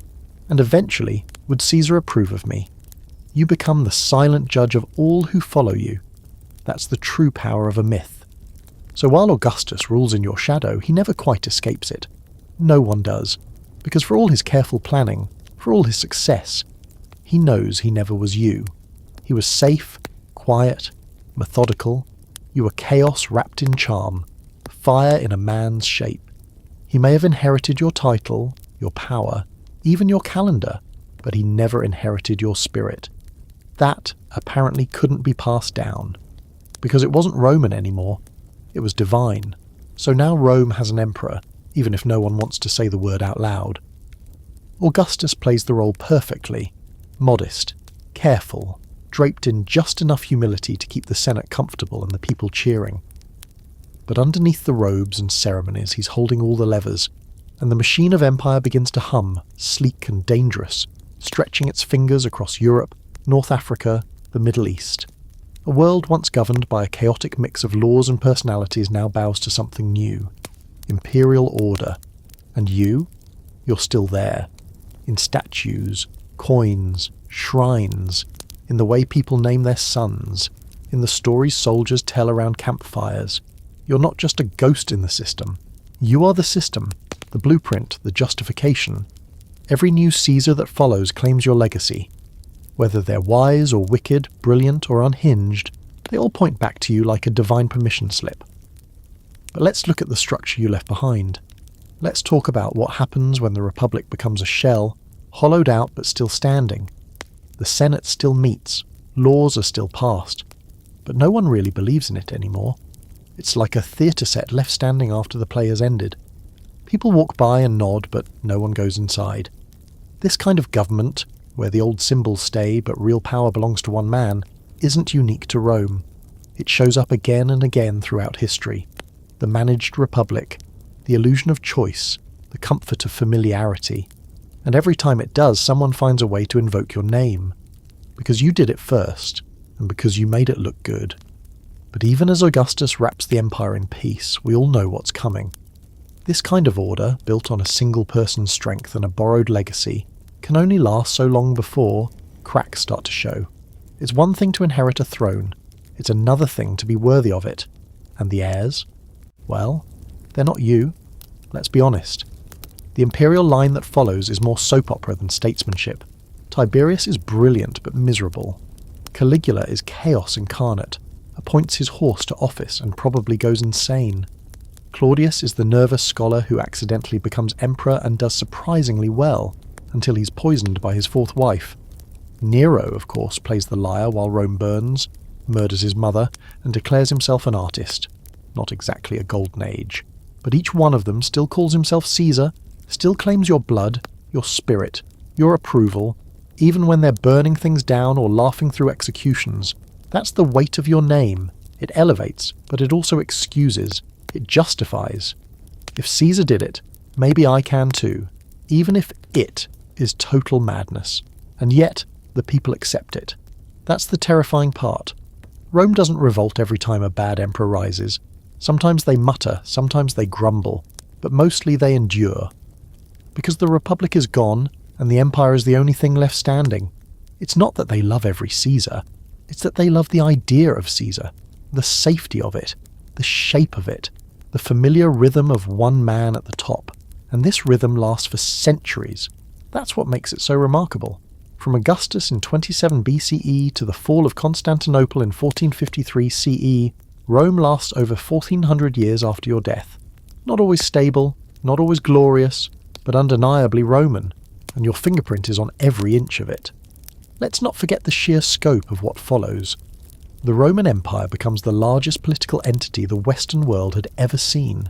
Roads, aqueducts, cities, walls, the legal systems, the languages, the architecture, the obsession with eagles and marble and authority, all of it is born in the post-Caesar world. You never saw it, but you made it possible. And here's the open debate scholars still wrestle with. Was the empire inevitable? If you hadn't crossed the Rubicon, if you hadn't claimed dictatorial power, if you'd somehow died quietly of old age, would Rome have stayed a republic? Some say yes. That you shattered the structure too fast, too violently. That you rushed into kingship with a crown made of arrogance. Others say no, that the republic was already broken. That the corruption, the inequality, the chaos, it had already made way for something else. You just moved first. You saw what was coming and decided to lead the stampede rather than be crushed by it.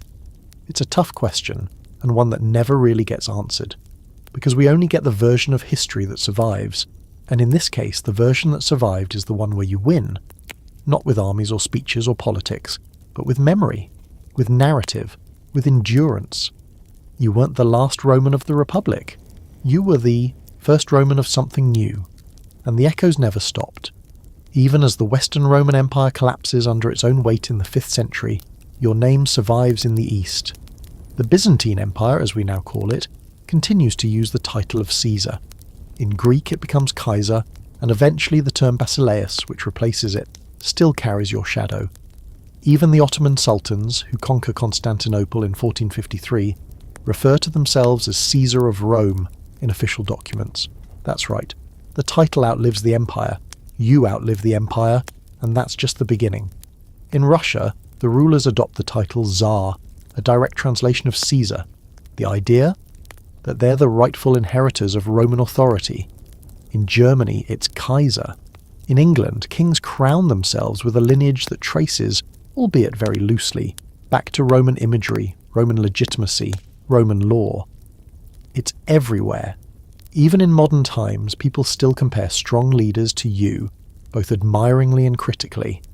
The label Caesar is shorthand for authoritarianism, for brilliance, for danger, for greatness. It's a compliment and an accusation rolled into one, and there's a deep discomfort in that, isn't there? Because while the Republic's ideals, equality under law, checks and balances, citizen leadership, still inspire modern democracies, your story serves as the dark twin. The reminder that one man can end all that. That sometimes the system doesn't collapse because of its enemies, but because it's handed over, willingly, to someone who simply moves faster than the rest. Someone who speaks clearly while others argue. Someone who offers certainty instead of debate. Someone who looks very, very much like you. So here we are, standing at the end of the world you helped build, surrounded by its ruins and its reflections. The Republic died with you. The Empire lived without you, but your name never left. It carved itself into marble and memory, into language and law, into both democracy and dictatorship, and every time someone climbs a podium, calls themselves the people's voice, and then starts trimming the rules, your shadow falls across the stage. They don't always say your name, but you're always there. And here, finally, we arrive at the edge of your long wandering shadow, the part where history looks back, squints through the smoke, and tries to understand just what it was you did to us. Not just Rome, not just the Senate or Brutus or Antony or even Cleopatra, but all of us. Every civilization that's come after, every political thinker, every dictator, every dreamer who thinks they can fix a broken system by stepping in and saying, "Trust me, I've got this." Because let's be honest, this was never just about a man getting stabbed in a building. It was about what that man represented, about what kind of power a human being should ever be allowed to hold, and more importantly, what happens to the people who let him have it. Let's sit with that for a moment. You started as a young patrician in a fading republic, broken, politically endangered, dodging Sulla's kill lists. You ended as a god, declared divine by the very Senate that once feared you. That arc, from vulnerable nobody to eternal legend, isn't just rare, it's irresistible. It becomes a kind of gravitational pull for every generation that follows, because it promises something intoxicating, that you can be the one to take it all, to bend the world toward your will, and have history thank you for it. And in some twisted way, history did thank you. Sort of. Because while the Republic gasped and choked on your ambition, the empire that followed brought stability. It brought roads, laws, bridges, peace, if you ignored the whole conquest and slavery part. For centuries the Pax Romana was real. Augustus made sure of that. But he couldn't have done it without you.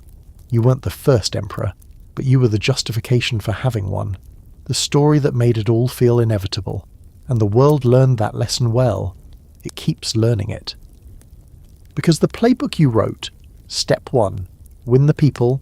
Step 2, build your image. Step 3, make them believe you're the only option, has been reused more times than we can count.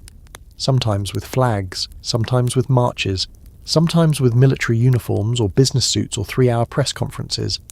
It's all the same bones under different skin. You gave the world a formula. Here's a fringe detail that might make you smirk. In the 20th century, the fascist party in Italy adopted the Roman salute, not because they had historical proof that Romans actually used it, but because it felt Roman, because it reminded people of empire, of control, of Caesar and Mussolini. He made a point to draw a direct line from you to him, as if you'd passed the torch, and he was the next great saviour of a decaying state. Of course, we know how that worked out, but that's the danger of your myth. It doesn't just inspire the cautious, it emboldens the bold, it's seductive. Your name is not just a lesson, it's a temptation.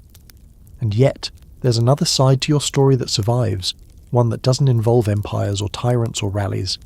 It's the story of brilliance, of a man who outthought his enemies, who understood the psychology of crowds, who knew how to present ideas with just enough ambiguity that everyone saw what they wanted to see.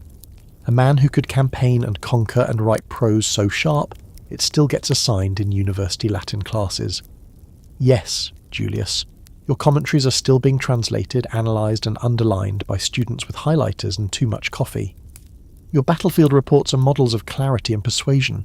You didn't just fight Gaul, you sold the war to Rome like a master marketer, and the way you spoke, still legendary. Even Cicero, the greatest orator of your time, admitted that your speeches could make a crowd cry, shout, or riot if you wanted them to. But was it worth it? That's the question people still ask, that scholars still fight over. Was the death of the Republic a tragedy, or was it a necessary collapse? Was your rise a failure of institutions, or a failure of men too afraid to change the system before it broke? Because here's the uncomfortable truth. You didn't come out of nowhere. Rome made you.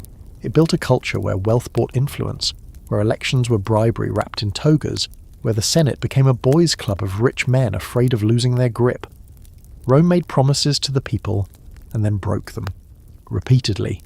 You didn't kill the Republic in one clean stab. You were just the moment it finally stopped pretending to be alive, and that's maybe the most honest reading of your legacy, not as a destroyer, but as a revealer. You showed Rome what it already was, and what it couldn't be anymore.